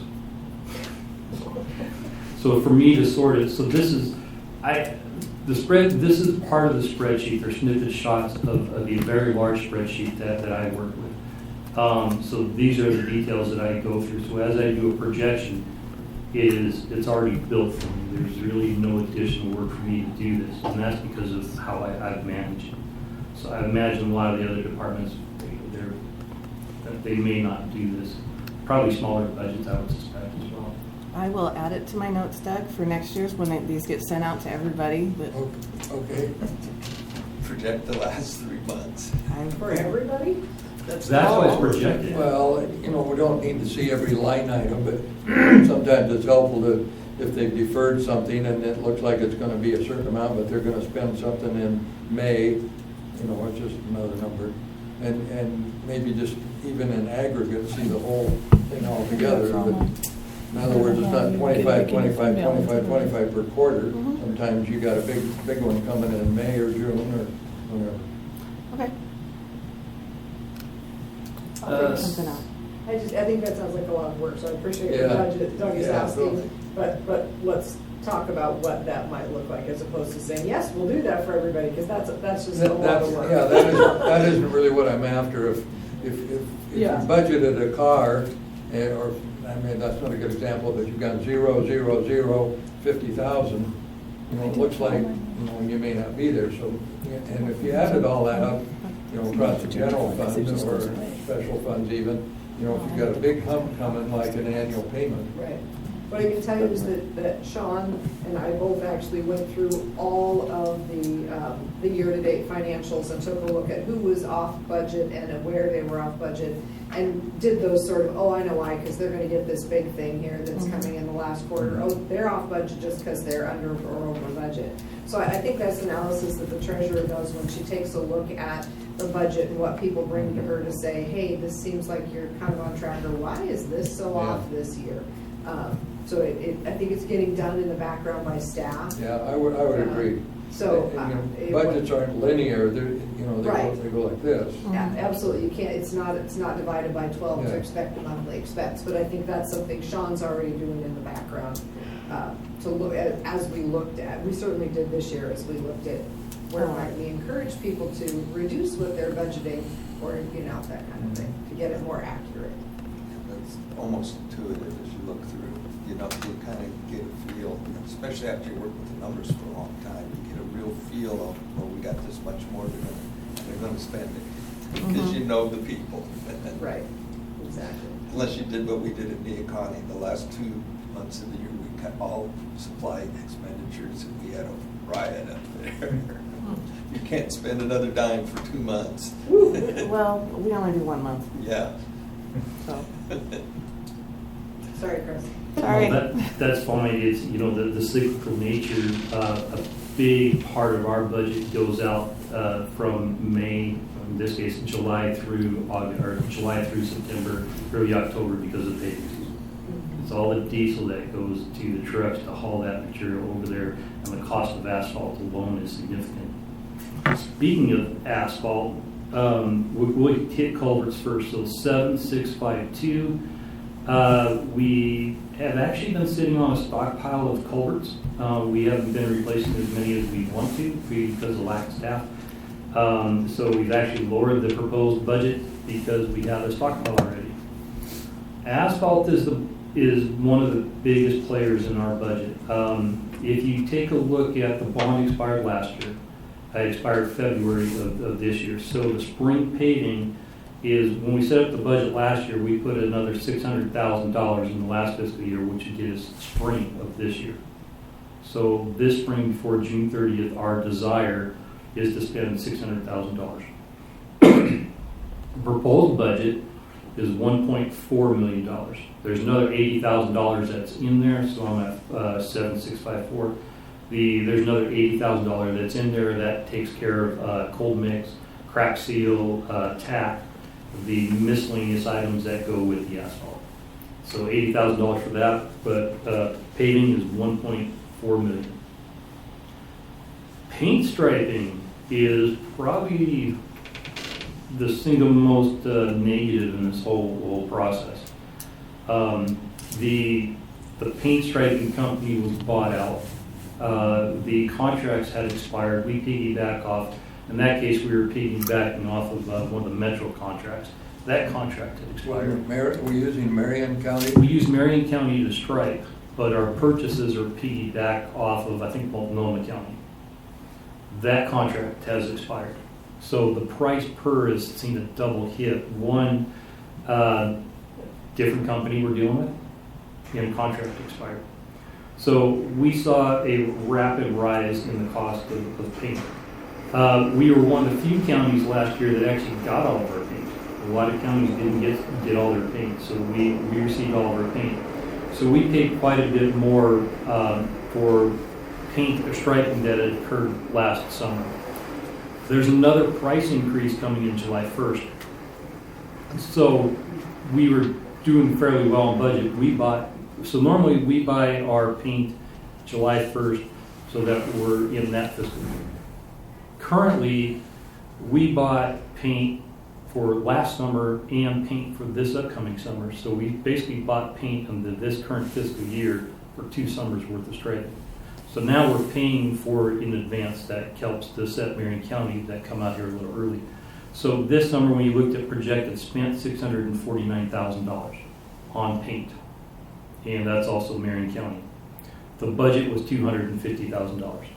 So because of the cost increase that we know is coming, it's another $100,000 for $350,000. So the adopted budget, $250,000. We spent about $650,000 for 2 years, and our upcoming fiscal year is $350,000. So paint was a huge impact on our budget. Vehicles. So now we come down to 9030, 9035 vehicles and equipment. So we are at 9030, 9035. We are budgeting $480,000 for equipment. Our equipment, we've got vehicles. One of our tractor truck that hauls our lowboy around, that hauls the heavy equipment, that has flat out died. It is not operable. That happened about a month ago. That vehicle dated back to 1981, and that has just shy of 10,000 miles on that. So we do buy new and we buy used, and we Frankenstein vehicles together to the best of our ability, but that's one of the impacts. Part of that too is the getting rid of 2 Rangers. The Rangers, 2 pickup, they're used for the engineering staff. We're going to get rid of 2 of those and replace it with 1 F-150. So get rid of 2, replace with 1. That's a 2002 vehicle and a 2005 vehicle. The 2002 has 160,000 miles on it. So we are taking these things to the extreme. And also looking at other equipment. that we can get into greater detail. But pretty much almost the day I submitted this, we started seeing changes. It's been interesting. Sean had asked, "Do you want to update this?" And I said, "Well, I think we're okay." Okay. Change your mind, let me know. Okay. New to this year is contract dated 9082. We had budgeted $200,000 last year. We could not get good bids because the asphalt prices went through the roof. So this year we bumped that up to $300,000. When you get to the extreme parts of the county, we manage roads from Falcon Cove, which is right at the Clatsop County line by Archgate, all the way down to Savage Road, which you have to actually leave Tillamook County and then go back up. You got to leave Tillamook going to Lincoln County and then go back up to get to Savage Road. So that's the length of ours. When you get to those extreme locations such as Slab Creek South, it's much more economical to actually contract on that. Just the amount of equipment that we need to do. I'm on 160.02 and 7092 is where I'm at. So engineering 160.03. One of the things that I continue to do there is try to have the time to cut staff loose to do some training. So I'm going to try to keep that current. We just signed up for a course for $300,000. That'll actually cross over the 2 fiscal years. The engineering is a little different because it actually spans across two different fiscal years. Our paving inspection, our digital imaging, and our bridge inspection all occurs on the off years. So last summer we had that. This upcoming summer we don't. So it straddles every other year. So, Chris, quick question. When you said training, you said 300,000 or 3,000. 3,000. 3,000.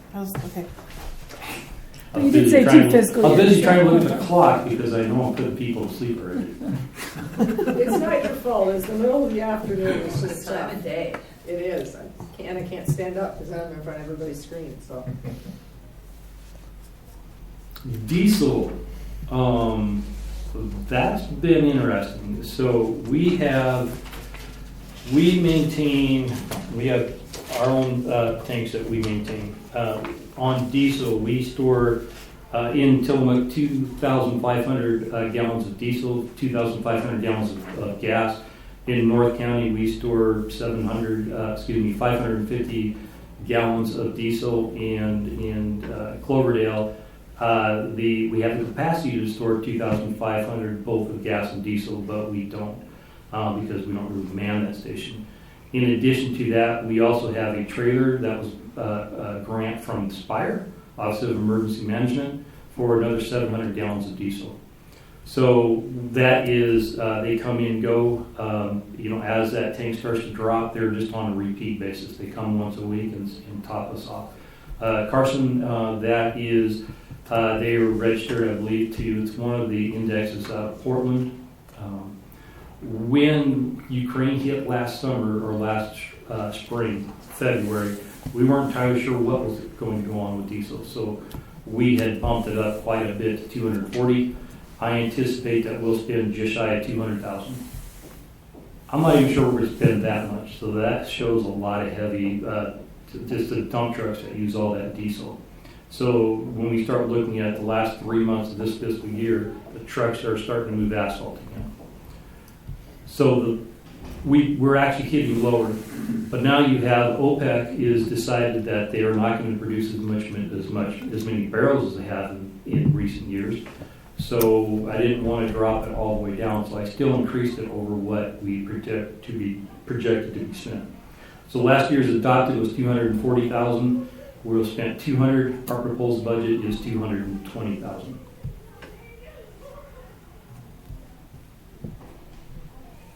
Okay. Well, the state wants to eliminate diesel feds as well, in the long run. So, you got any comments on that? There's been a number of bills projected in the past as far as replacing all of our fleet. I think 2 years ago, maybe it was 3 years ago, a proposal was, it hit the floor with the conversion, the required conversion until we get to fiscal year 27. And the amount of money that would take for us to do that would basically, the only thing we could afford was equipment. No labor, leave the lights off, nothing else. If we were to do that full conversion by 2027, as that bill originally desired. So obviously I had some nice words through OASIS. So OASIS is the Oregon Association of County Engineers and Surveyors. So they are the counterpart to AOC, which is the Association of Oregon Counties. So we just like to be different, have our own group. But that lobbying arm with OASIS is tied to AOC, and we lobby fairly strongly against that for good reason. So in summary of 160, that answer your question? Yeah. Okay.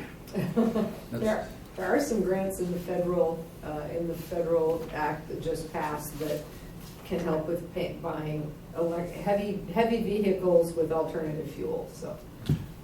So alternative fuels, pretty much non-existent in Tillamook County. You get into electrification. One of the concerns with fully electric vehicles in our case is we're out there in all kinds of weather. We were on a slide last night. Typically, if you're seeing PUD with all the NICS alerts going off, and when they have a busy night, we're already out there. We just don't have the capacity to put that information out. So if you're seeing NICS alerts with PUD, then that means that we are out as well typically. Sure. So when you do these type of storm responses, PUD does a very good job with that. But because we store diesel, our equipment is diesel, we could convert it. It's reliable. We have diesel right there on the ground. I think there is a location for EVs, electric vehicles. When you look at the heavy construction, I don't think it has the horsepower. Obviously the torque, but it doesn't necessarily have the what we need in the time of the storm. In summary, when you look at, these are the Fund 160 summaries from projected versus adopted versus proposed. If you can see it, I'll let you look at that, but I'll kind of hit the highlights. So our operating budget, if you strip out all the beginning balance, the transfers, contingencies, unappropriated, our actual operating budget is $7.6 million.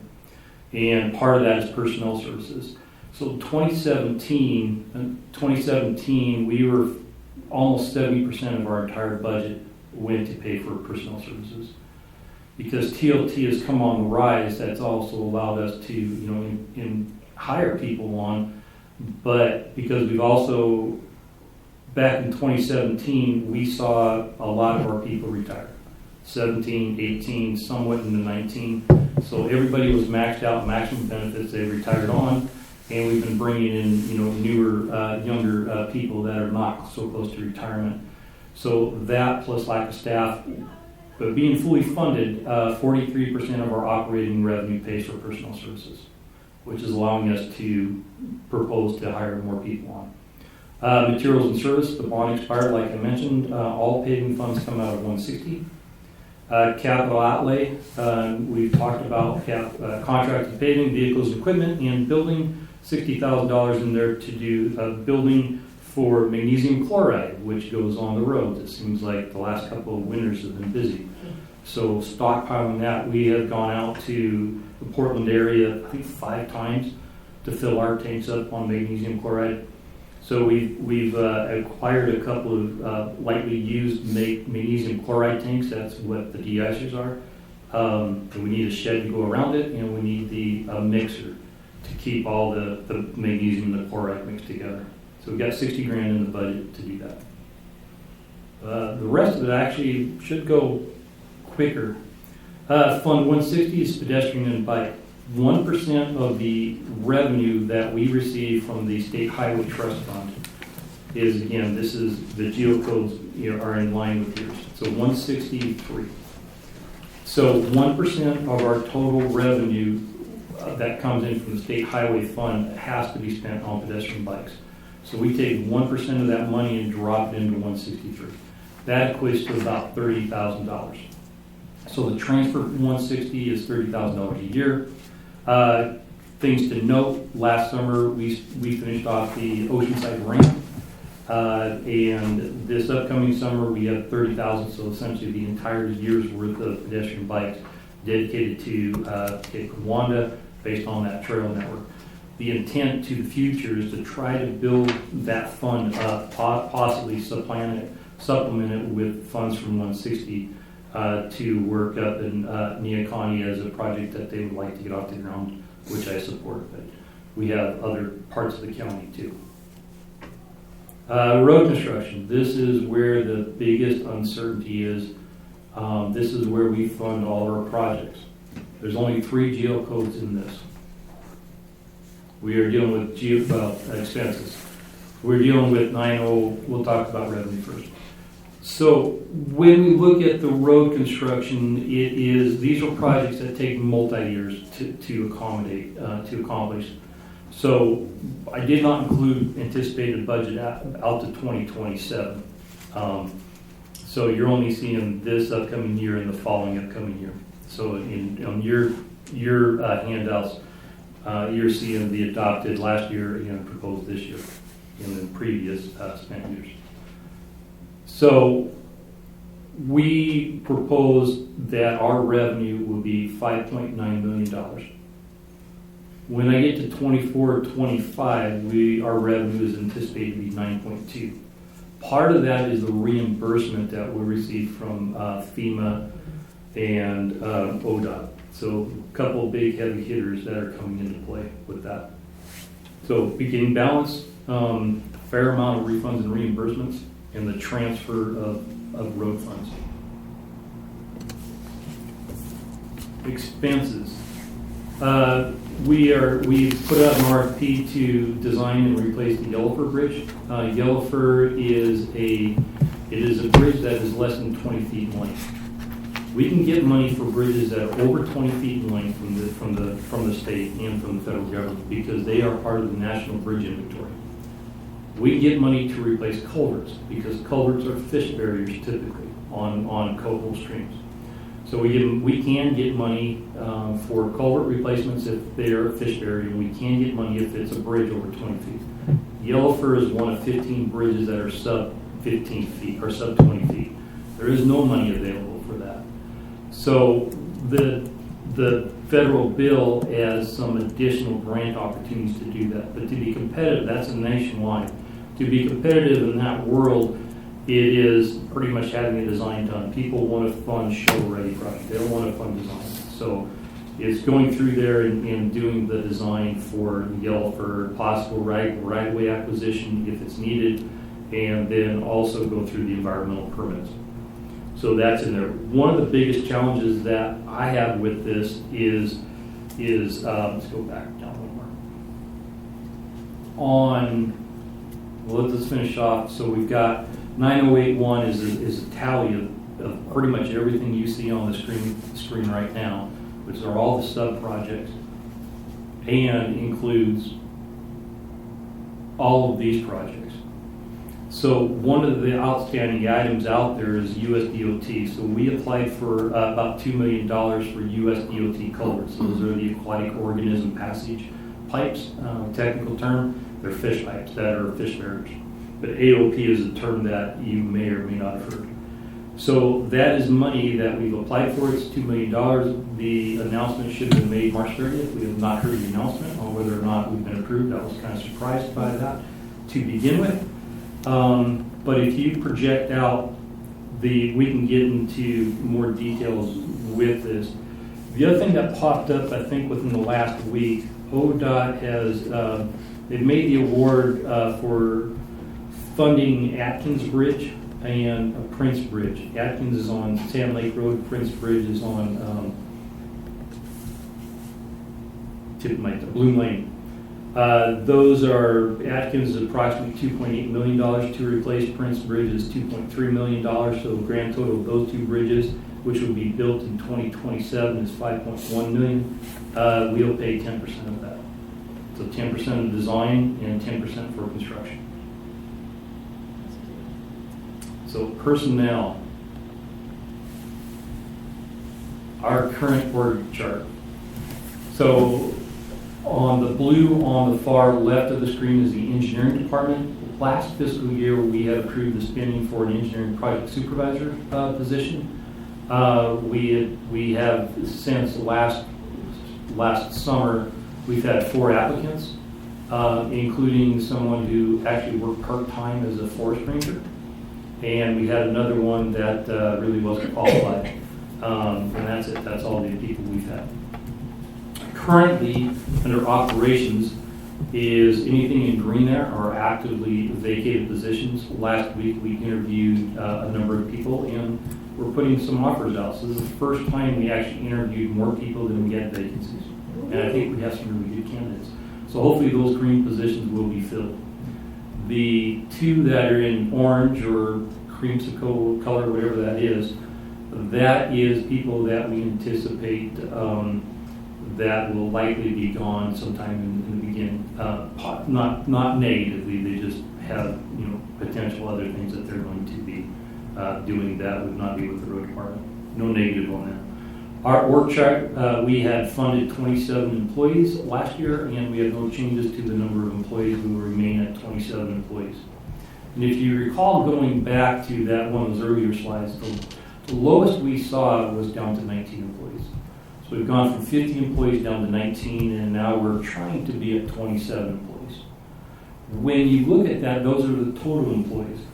When we start looking at the people that are out there doing the potholes and the maintenance staff, cutting the trees down, getting stuff off the road, fallen trees, that's it. Everything on that right. And that has been down to, we've actually had 4 people per crew. So we've actually, on staff, we've had 8 people that maintain North and South County. We also support the Department of Community Development with the road approaches, subdivision reviews, planning commission. It seems we're doing more and more subdivisions, which is occupying more and more of my time. We actually use the survey department to help us out with some of our topographical survey and also identifying property corners and right-of-way.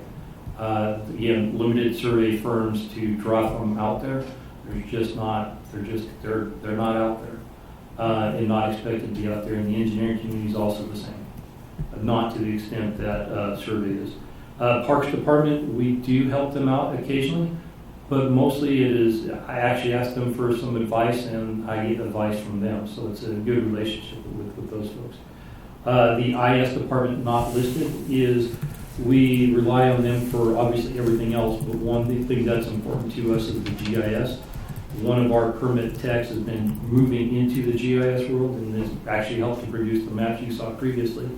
In the background to that is the GIS, the IS staff that manages the background server. And we also interact quite a bit with Wendy over in the assessor's office. We share knowledge and information. So when we get into more specifically, Wendy helps us out, not really in reverse.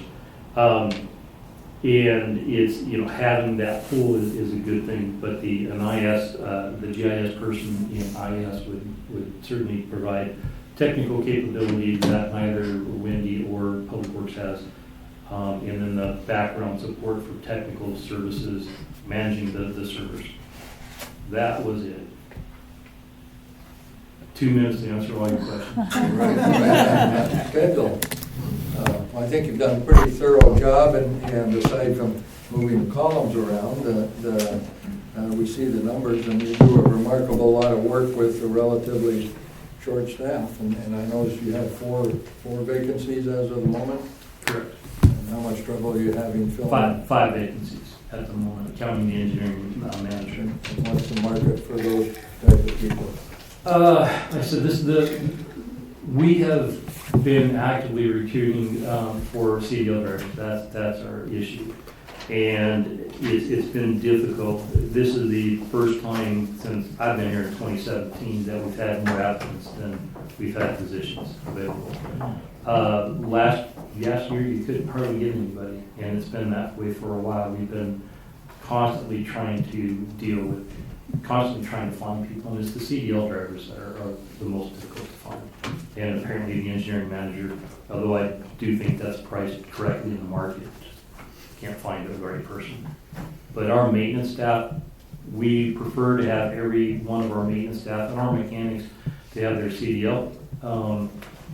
But in reality, that's not realistic, so we are hiring people as the entry level, MBO1, and we've been working with them we are internally trained to the new standards for federal highway, motor vehicle carrier division, so we can train internally. And we do that. And that's helping. Hopefully we won't have too much of a need because that takes time. Okay. Any other questions? Comments? Yes. It was clear to me by your slides, Chris, that the dramatic has changed as far as your revenue. I mean, you were really dependent on the forest revenue at one point. Oh yeah, so even then, we still don't come close to where we were. So if you go back, It's clearly switching to the TLT tax. It is. Independent number there. So. it is, but it doesn't come close. So when we look at the roads in Tillamook County, and you go back pre-TLT funds, and especially you go back into the 80s and the 90s and the early 2000s, the federal timber dollars is what built all the roads in Tillamook County. Yeah. It includes all the roads in Pacific City, the roads in Neocony, all throughout the county. And in addition to those roads, it was building all the, it was supporting and maintaining those roads that were the farm to market, the Trask River Road, the Salem Lake Road, Cape Lookout, things of that nature. So that federal timber money funded all of that. And now we've got a much smaller pool, and we're trying to a smaller dollar amount TOT. Again, you look at that, we're essentially functioning where we were with a dollar amount equivalent to 2009, which is still nowhere compared to the late 80s and the early 90s. Doesn't even come close. Well, if you didn't make the transition to the TLT tax, I don't know what kind of shape you'd be in now. You'd be in real trouble. If you take a look at 2000, so the other thing, local access roads, it kind of goes back to what the commissioner said, is local access roads. So we used to maintain local access roads. If not all, we used to maintain most of those. But you go back to where we had a staff of 50 people, and then we had a staff above 30. And at that point, we had that. Come 2006, you had back-to-back storms in 2006 and 2007. And we were the only one of the few counties in the state that actually managed and maintained and did anything on local access roads.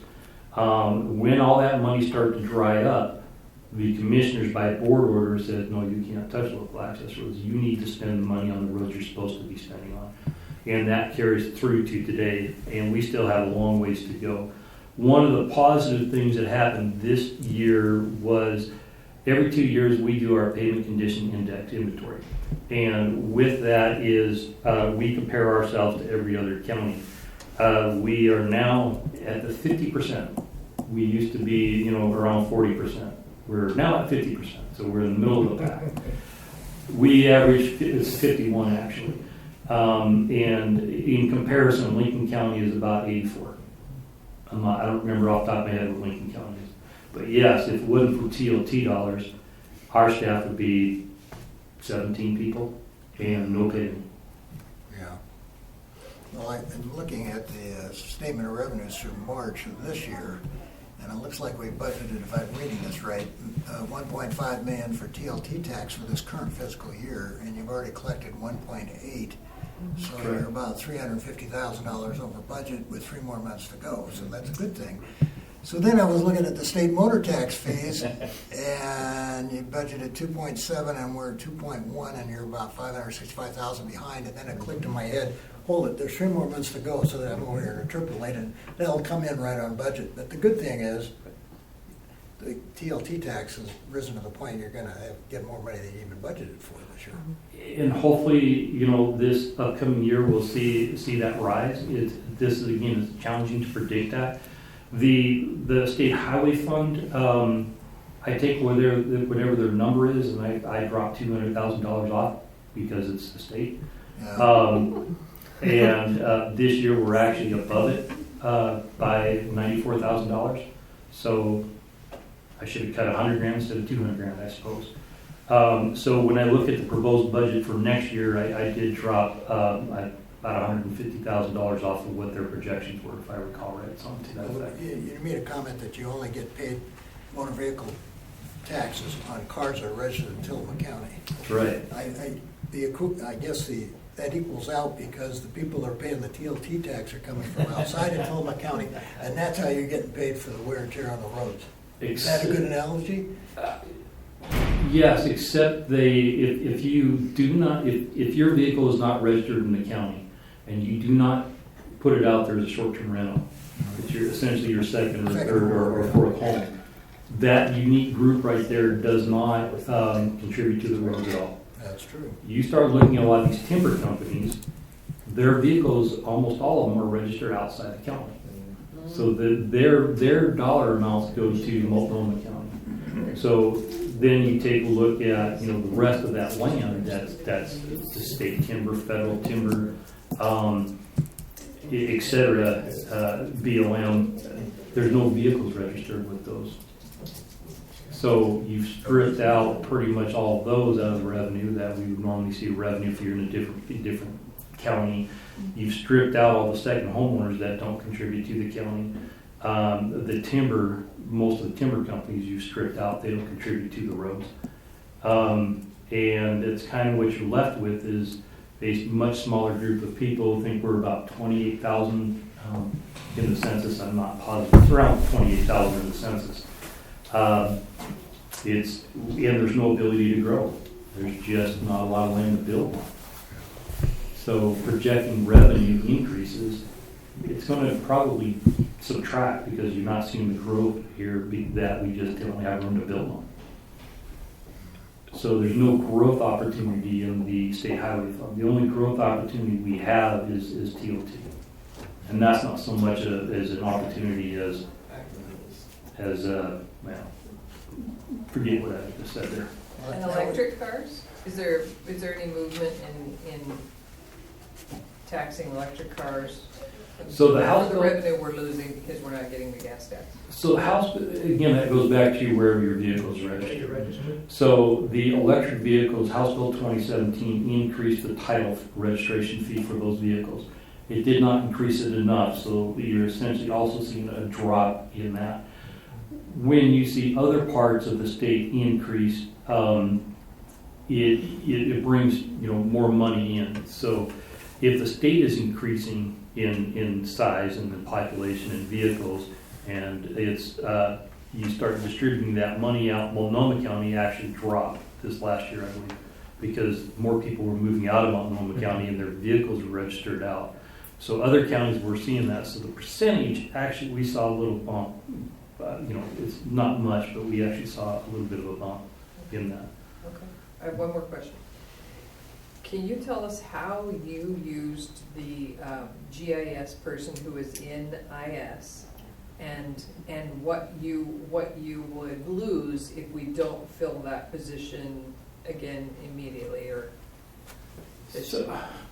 So when that person, the previous one, was employed, the desire was to use that person as more of a technical advice for us and tap into that, and it's and help us set out some of our field survey work to go out there and to tap into that.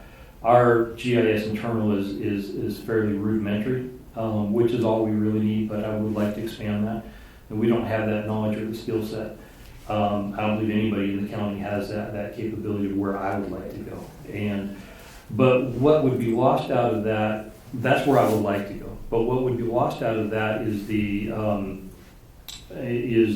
background documentation. It's not documentation, but the background work that goes into GIS servers. We are one of the biggest memory hogs in the county. The GIS system, the county road department, because we take a lot of photos, the GIS data that goes with it, we're one of the heavier users on the GIS. I don't know if that answers your question. I kind of skirted it some. Well, when we're talking about positions that will fill or pause on filling, we want to understand what the impacts would be. Sure. Michelle, on your comment about electric vehicles and charges and all of those things, gas tax, there is a committee that's working at the state level to look at a road user charge and try to figure out how that might work. It doesn't sound like their work went well going into this session. Certainly what we heard at AOC was that nobody was happy with anything, that there were no aha moments, and yes, we've solved this, but the committee is still working. The work is ongoing. The state knows that somehow they're going to have to replace the gas tax with a more sustainable way to fund roads. So the good news is that AOC continues to be at the table, bringing some of this, conversation forward. But more to come. But I can tell you, PUD keeps pretty close track on how many electric vehicles are, and I think, if I remember correctly, last month, maybe at the end of February, I think there were 156 In Dover. registered in Sullivan County. And that's up quite a bit. That's doubled from a year and a half or so ago. But still, if you took those 156 or even more and said, okay, you got to pay $5,000 a year, not a big number. Yeah. So that's that'll sort itself out in the marketplace eventually. But it's in the meantime going to be a tough sell. Well, and they're really talking about moving from gas tax to a road user charge. Yes. So that it becomes irrelevant which type of vehicle you're driving, and nobody pays more than the other. It's just a road user tax based on road miles. So, I mean, how long it will take the state to get there is a great question, but that's definitely the conversation that they're having now is rather than treating them differently at all, just gas tax goes away when a road user charge Everybody has comes a in. device to track you around, and if they're going to follow me down the Deschutes River Canyon over to Maupin, I don't like that. But they do it I'm now. not saying if it's good, bad, or otherwise. I guess Just they do. saying. They can tell me where I've been and what I've done. And That's a fact. True. Yeah. Yeah, as long as you have a phone, you're right. We're a little behind now. Anything else for Chris? One more. Thank you, Chris. No more. Chris, you continue to punch far above your weight. Keep it up. You're doing great. Yeah. Thanks for what you Yeah, do. thanks, Chris. All right, thank you. Let's take a short one. See if we can do 7 or 8 minutes here and get back on schedule or close to it.